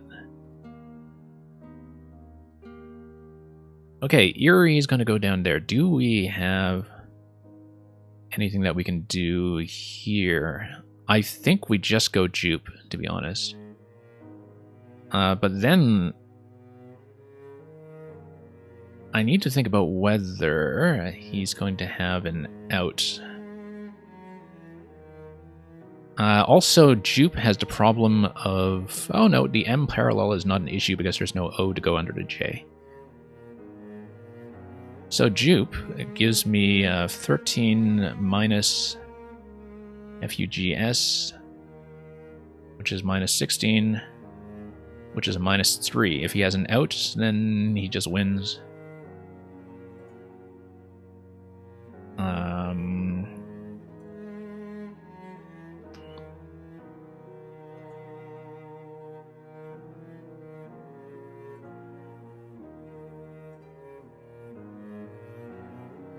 Yeah, and out just wins. And we don't actually have anywhere to go with Fugs afterwards, I think. I was looking at this spot here for something like Fugue, but then we're stuck with the JP problem. It wouldn't be anything like that, obviously, but...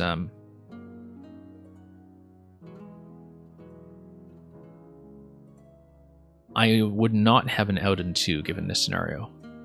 However, I would have a Jugs, which doesn't go far enough, and which still keeps an F. I'm looking at this spot here too, just in case there's something, but I have nothing that will go under that E. And no tofu or something to go down here.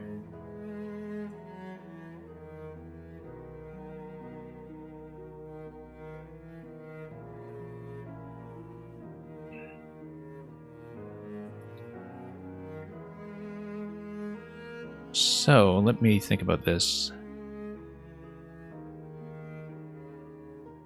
I'd have to be a bit creative about this. I think this has to be to play. I mean, it's not going to be a scenario where I play off 1J. On the other hand, do we have a second spot for J? We have a low scoring spot for J. Because supposing that I just go for like 3 plays, either fugue, a J play, and then a PS play, or fugues, a J play, and then a P play.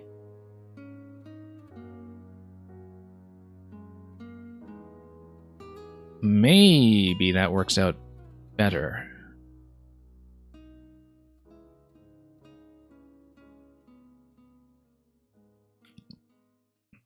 But I don't see... I mean, you know, you would have something like Zap, like that you could threaten with P. That just scores decently. But I think he's going to go out in 2, right? Like, I don't see an out in 1, but assuming that he's going to go out in 2, I need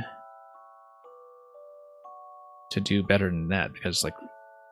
So you would have a couple of sequences, like, you know, like Fugues, Jin, and then Zap, for example. It's not actually going to happen that way, and I won't get 3 plays. But you have like Fugues for 13, then you can do like Jin for 18 or Joe for 9, obviously. And then you would still be left with a -4. Is that going to be better than doing something with Jupe? I've got less than a minute. I've got to decide this quickly. Given that I don't really have anything I can do with the Fugs.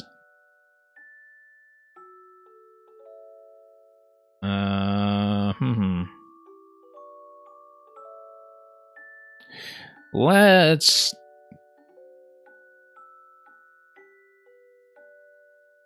I gotta decide. What if you have something like down here? Oh no, because you're going to be using the P.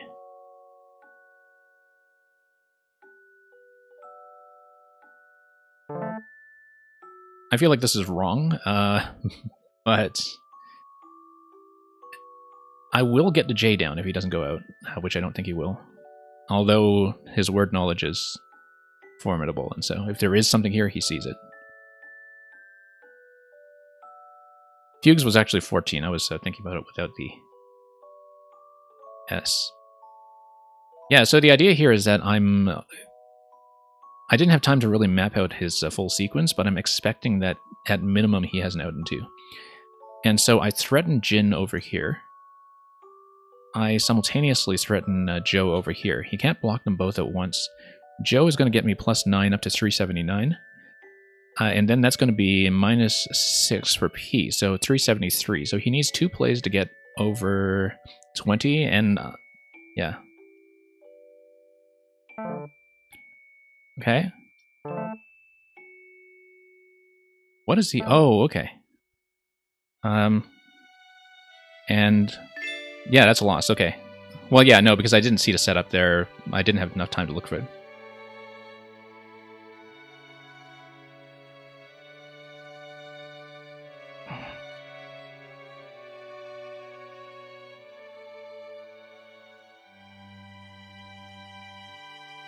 So yeah, there's some discussion here of whether GYPS would have been taken out of NWL 20.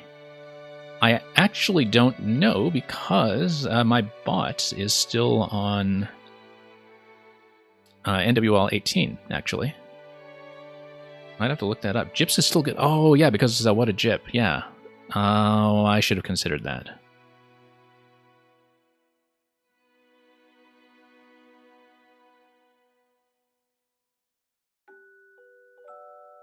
Yeah, yeah. GYPS.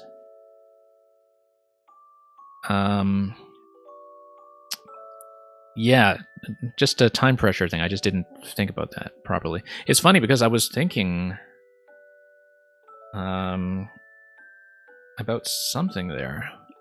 Oh, I was probably just thinking about YUS because of Collins, and I knew that was no good, and I was thinking, oh, maybe there's nothing there in NWL.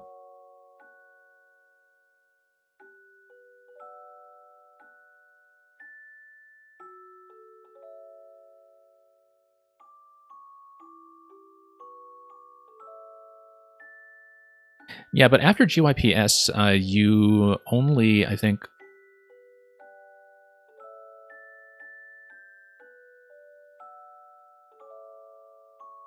Yeah, after a GIPS, I think the issue that you run into there is that I don't have a J spot, I don't think. Like, the J is blockable from that point. And welcome, Oskane, you caught me right at the end. I am going to look over this game in a post-game analysis, and so I'll be on stream for just slightly longer. But yeah, as G. Placard explained, the site is woogles.io, which was set up just a few months ago, and by people who play this game competitively. And so it's quite nice. It's got a really good web interface, completely free, ad-free. No nonsense attached to it, and also a really good analysis engine that we're going to look at in just 1 second. So, and yeah, don't worry about not being good. There are a lot of new players who have been coming in to this site.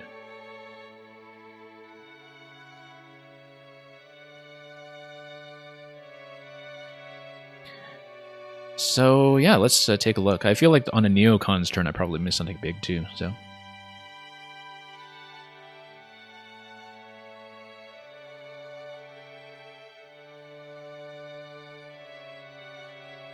Okay, so it actually recommends playing off O. I don't know about that. I think I'm pretty comfortable with the exchange. All things considered. But it's just a matter of, my personal comfort with this, and he sees the exchange that's going to inform his decision to exchange. And yeah, I kind of liked what was going on with X there, even though it might not be the best leave, ironically enough. And Irradiate's just going to go straight down. And yeah, no misses over here.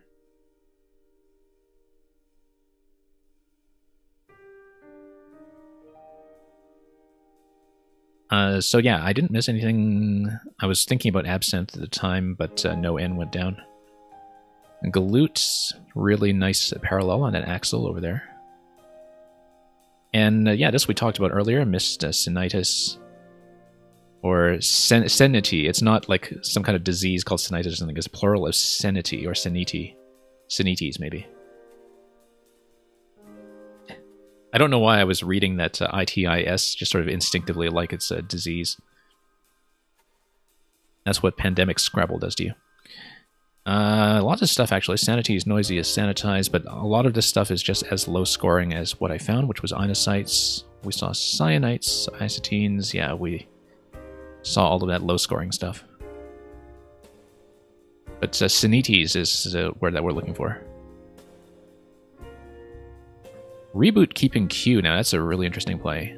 Not just deciding to draw into something better to do with the Q in this position, because, yeah, playing that isn't going to give you much room to work with unless you draw an A, I think. So... Noodly and Burley, yeah, I at the time wasn't really thinking of this spot. But as I suspected, no 8s as well. Oskane, yeah, I mean, even if you don't necessarily know the words, I talk a lot about the strategy involved in this game sometimes. I mean, I'm kind of an intermediate, sort of semi-advanced player myself, and so I lose often enough here that we learn something. Today we won 2 games and lost 1. And so yeah, the evaluator on the left is kind of the calculation of... So the first number you see here is how much you score for the play. So if you played Nertz, for instance, you would score 30 points. But then the second value here is what they call the equity, which is the adjustment for which tiles you're keeping on your rack afterwards. So it's kind of the average of this performance that you're expecting going into the next turn. And so when you play this game, that's one thing that people are always trying to balance. They're trying to score points, but you're also trying to make sure that you don't put yourself in a situation that is unplayable in the next turn. So that's why you see two numbers in the two columns here. It'd probably be good enough for a small local tournament. Yeah, that's a great place to start. To be honest, I mean, that's already a lot more comfortable than most people.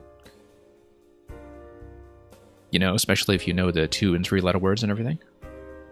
And yeah, it gives you a really quick analysis of every single position. It's a very fast engine. It doesn't give you a simulation. For simulation, you need to use a piece of software called Quackle, which I'll type in chat. So it's only looking at the current move based on the value of your play and the value of the tiles that you're leaving behind. It doesn't do the look-ahead simulation of what happens later in the game. So because of that, you know, there are certain things that the evaluator is not going to consider. So I saw Dentril, I saw Launders, I didn't think about Lurdanes, but that would have been better if this position were the only one available, just because the U is a bit safer here against that's a top position. And the E is safer, or rather, the N is safer there against that position, so. Lurdanes would have been preferable to Launders, but we've found Dentril, and Dentril was much better. Yeah, like the evaluator isn't going to consider what your opponent is going to do. It's purely about your move and your rack after your move. So it's not going to compare anything that tells you about what kind of position you've created for yourself or how blocked up the board is going into next turn or something like that. Zeram is going to be a clear play there, 52 points. Ah, I missed Contrive. I was looking for something too, and I was looking at a CON, and I just didn't stay with this long enough to actually find something that's really easy to find. And it even hits the triple, and so that was a huge miss there, unfortunately. On something I really should have seen. That's well within my ability. That's okay, we found Victor, which is second best, and yeah, I think seeing stuff like the C and the V and all that, like all these blocky tiles, just make me not look hard enough. But when I see stuff like CON on my rack, I should be looking at that prefix consistently, just because there is so much that will go down. Just completely missed Contrive. Look at some of these spots here. He eventually went with Hila, keeping ENN. That's interesting.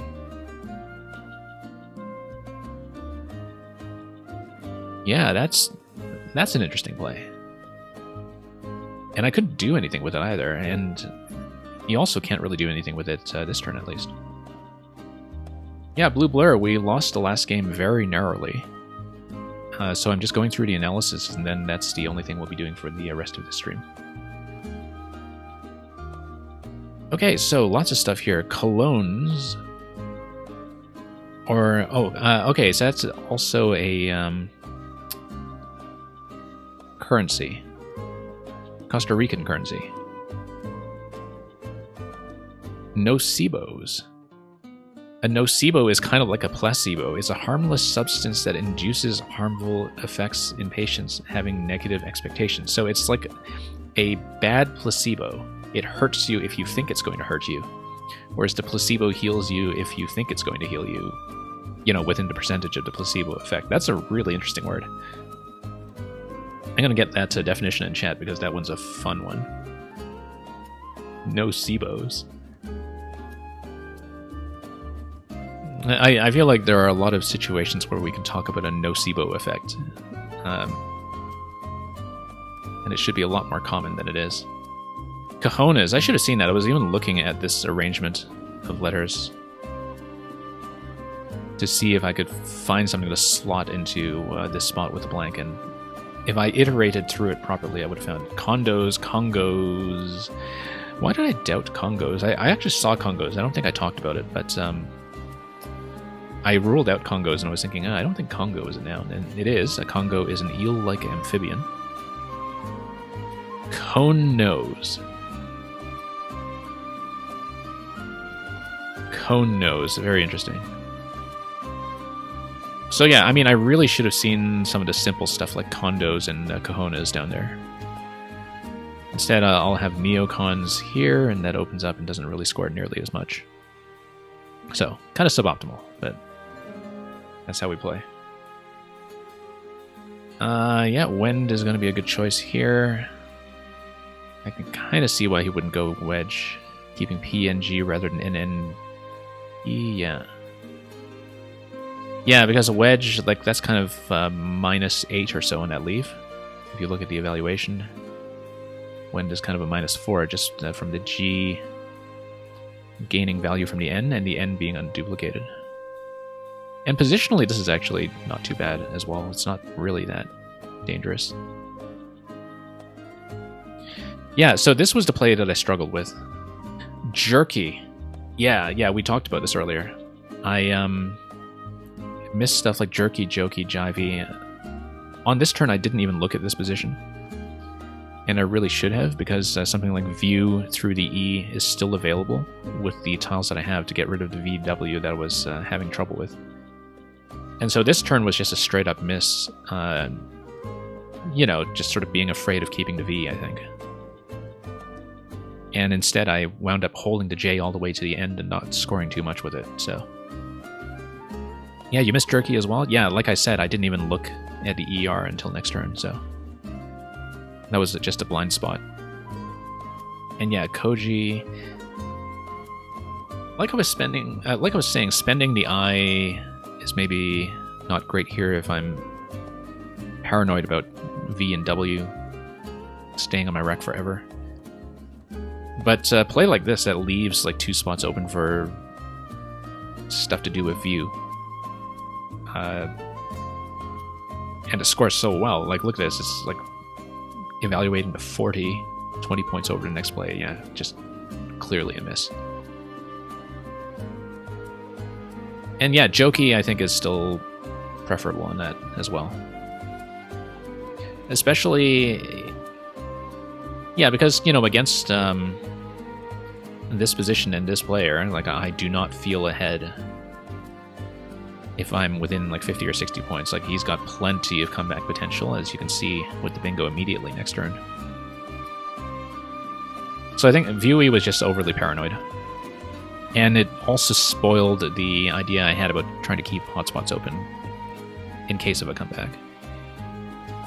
So a bit of a panic move on a bad rack, I think, and that was just, you know, psychologically not the right attitude to take to that turn. Okay, Apogean and Paragon are both going to go down.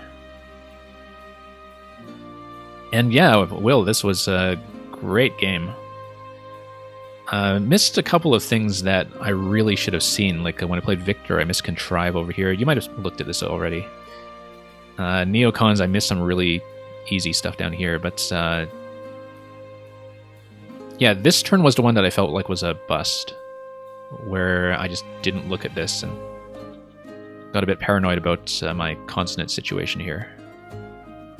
So I feel like this was where I started losing some steam.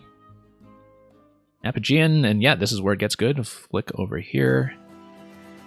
Like we were saying, I think I'd have to map some of this stuff out in Quackle. I think Flick was right here, though. I was already thinking that we have Jupe. We have 4 E's potentially for a draw into Jupe. We have some options with J, and so I wasn't too afraid of keeping it. Pluck? Maybe an interesting choice. But I don't know about that. Because I wouldn't have an idea for what to do with the J after that. Whereas Flick, I kind of had this sense that, you know, I can get out of trouble. Anyway, Erie here on this EEE rack, which, well, kind of a tense situation here. I mean, you know, with the J still unseen on your end as well.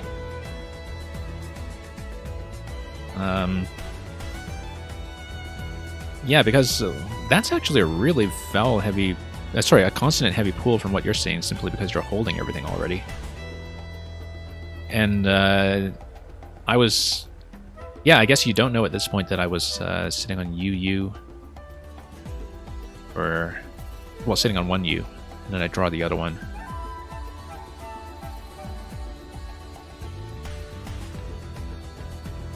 Okay, so this is the situation that I'm looking at here. And yeah, Gyps 35. Okay, so I feel like I need to jot some notes down, and unfortunately I don't have the notepads simultaneously while I'm in the examiner. But if you have Gyps on this turn, I have one spot here for the J, and I have JEU over here. Okay, so I do have two spots there. You have EEMNRU. I would be sitting at, what is it, 356 and 35 points. It's 391. And, oh yes, that's well spotted, Oskane. Yeah, no, because I was looking at this previously and thinking, okay, I really don't have an idea for the J afterwards, but the J is not in as bad a situation as I thought it was. And yeah, it would be kind of awkward and low scoring to try to lock into any of that, right? So, because you have like JEU in one spot and you threaten FEU in the other one, and F and U actually do have some possibilities, maybe. Depending on what else we're looking at. Well, I mean, I was expecting to be outpaced at this point, looking at your rack. It's just that I was so low on time after considering what my sequence would be in terms of the F and the J, that I was thinking I can only really do 2 plays and you'd probably have the tempo to outpace me. I just didn't map out this whole setup sequence here. I just didn't have time to look at it. So I was just thinking, okay, how much can you get in 2 plays? But I think maybe Gyps actually might win. I'd have to quackle it.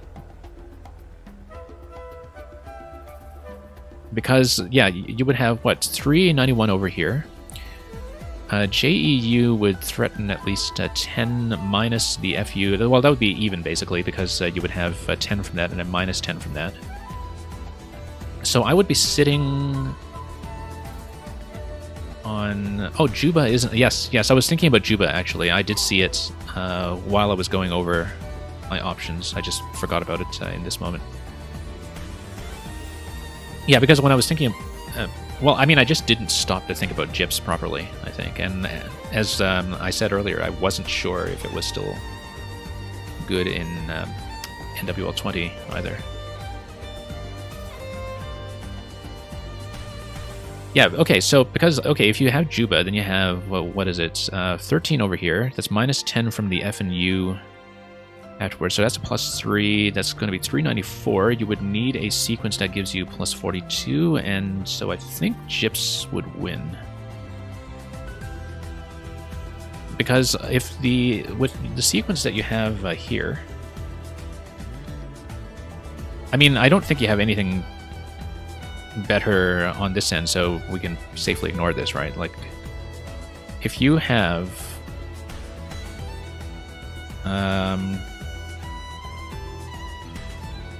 yeah, I think it will probably will be too much, because if you... I'm just looking at these and thinking about what setups you could get off of them.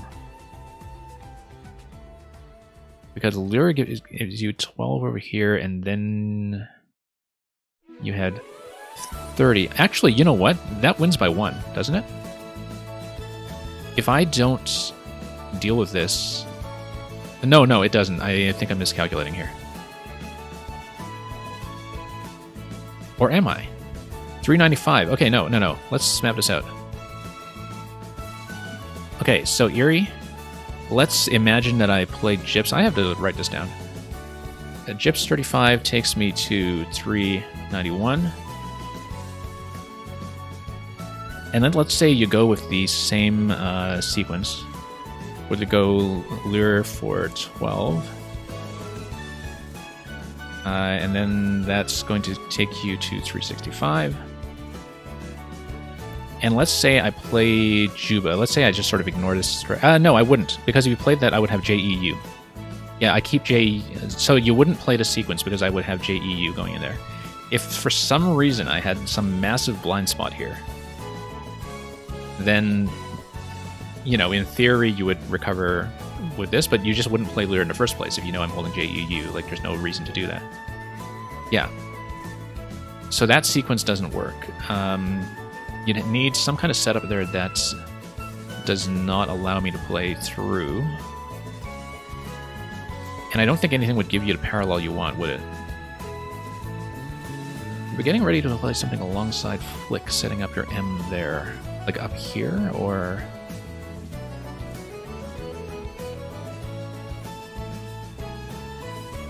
oh, something like Rune. Yeah, and then you have ME. So that's 10 points there. Yeah, I don't think you're going to get nearly close enough if I'm looking at the Gyps sequence. I scored really low to play someone with Hilar. Yeah, actually I wasn't... Like, I know the R-hook, I just wasn't really thinking about it. But I just burned a lot of time on that move without really properly considering what your specific sequence was going to be. Like, I was just trying to get myself out of trouble, I think, and dig out of the F and J somehow in 2 turns. But yeah, and I think that's part of why I had a blind spot for Gyps there. One of the reasons why I wasn't really thinking about this, so there was a point when I was thinking about, okay, stuff in call-ins only, like, you know, YUS or whatever. But I don't think I thought about Gyps mostly because I was fixated on trying to get rid of the J and the F in sequence. And, like, that would have contributed to having a blind spot there for sure, I think. And that was part of why I was burning so much time without really mapping this out properly. That I was still trying to think about, okay, if I do the J first, what do I do with the F? If I do the F first, what do I do with the J? And you can clearly see how with that line of reasoning, I just completely miss out on the actual play here.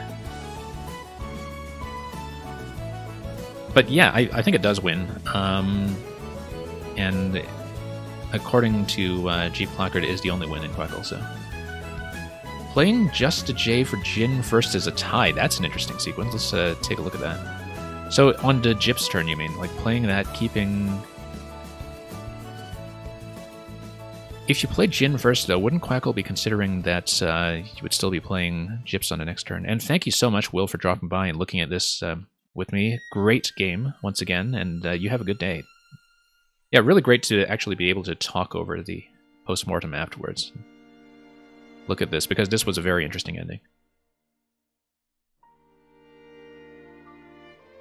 Yeah, I think Quackle is thinking about Jin first, pricing in the fact that you play Gyps next.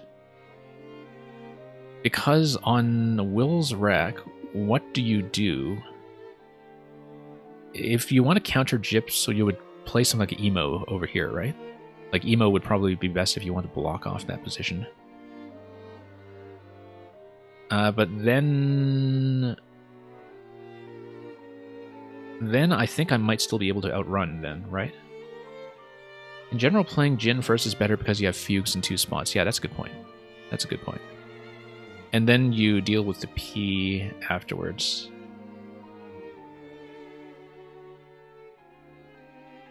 Yeah, because Fugue is going to score the same either way. So you have Jin 18.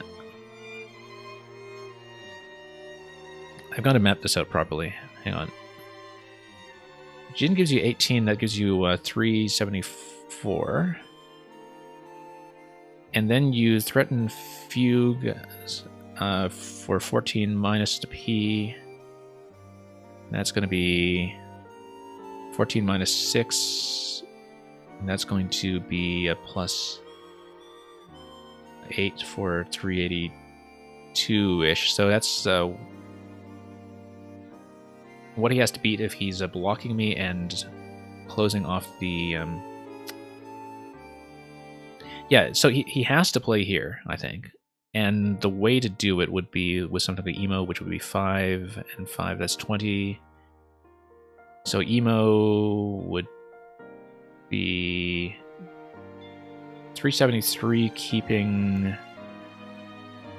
What is it? ENRU for something like rune. And emo plus rune beats me. Yeah, I see that. I see that. So if Quackle is seeing that as a tie, it's not thinking about fugues, is it? It's probably looking at something else entirely. It might be looking at something like sup. Yeah, it probably is looking at sup. I was thinking of sup. And passed on that for some reason. Oh, because I felt like I had to keep the P in order to continue threatening Jupe or something. I don't remember what the reasoning was for not thinking about sup. No, I'm not thinking about sup first. I'm thinking that the tie sequence that Quackle is probably seeing is probably Jin followed by sup. I could see that being the case. I think that's what Quackle is seeing. And I'd have to map that out, but... Or we could do this. 374 after Jin, and then 27 with sup. That's going to be 3... Sorry, that's going to be 401. Jin... Sup 27 gives you 401, but then you subtract FUG 4, 5, 6, 7, 14. Yeah, so sup would actually realistically just be a plus 13. 387. And yeah, emo has to block, so 373, and then you would want 15 points with ENRU. Which I think you can get, right? And then unread is the tying play. Unread. With the AD... Oh, unread over here. Yes, yes, I see it. Yeah, that's it, because 373 after emo, and then 14 for 387. Yeah, okay, that's the sequence. Yeah. Okay. Cool ending. Well, I mean, if you miss Gyps, it's a cool ending. But we had a fair bit of suboptimal plays throughout, and I feel like it was still a relief that I managed to put up as much of a fight as I did. Just given that, yeah, I think the viewy turn was a clear blunder. Very clear blunder. Some of the misses were pretty avoidable. Contrive, also the triple spots with the Neocon's rack. So, you know, these were the things that were avoidable. And, of course, missing a Gyps at the end. But it's nice when you can come out of these with some specific things to look at and still have a playable situation despite some pretty lousy mistakes. So, yeah, thank you for that, G Placard. Really enjoyed having you in here for the last game, which was, I think, the most interesting one I played today. I mean, all three were pretty decent, but the last one had a lot to chew over. So, that's all that I will have time for today. I am going to have to log off. But I'm really glad I got to show off these games today. That was tons of fun. So, with that in mind, I'm going to probably look for somebody else playing Scrabble if one of them is still on. I think there is actually some kind of collaborative event going on with Josh and other streamers. So, actually, no, that's over. But Bynac is running the LA club, so we'll probably send you over there if you're not there already. And yeah, I always like dropping by Bynac's stream afterwards. So, we'll send you over there for more Scrabble action. Thank you, everybody, for joining me today. And have a good day. Have some good play ahead. Hopefully, over the board play gets going for some of you soon. I've already kind of started dipping my toes back into it, as have some of my opponents here in this group. And yeah, we'll see how that balance of online and offline Scrabble continues as we go on. But for now, I'll send you on to more Scrabble, and thanks for watching. Thanks for joining me all day, and fare thee well.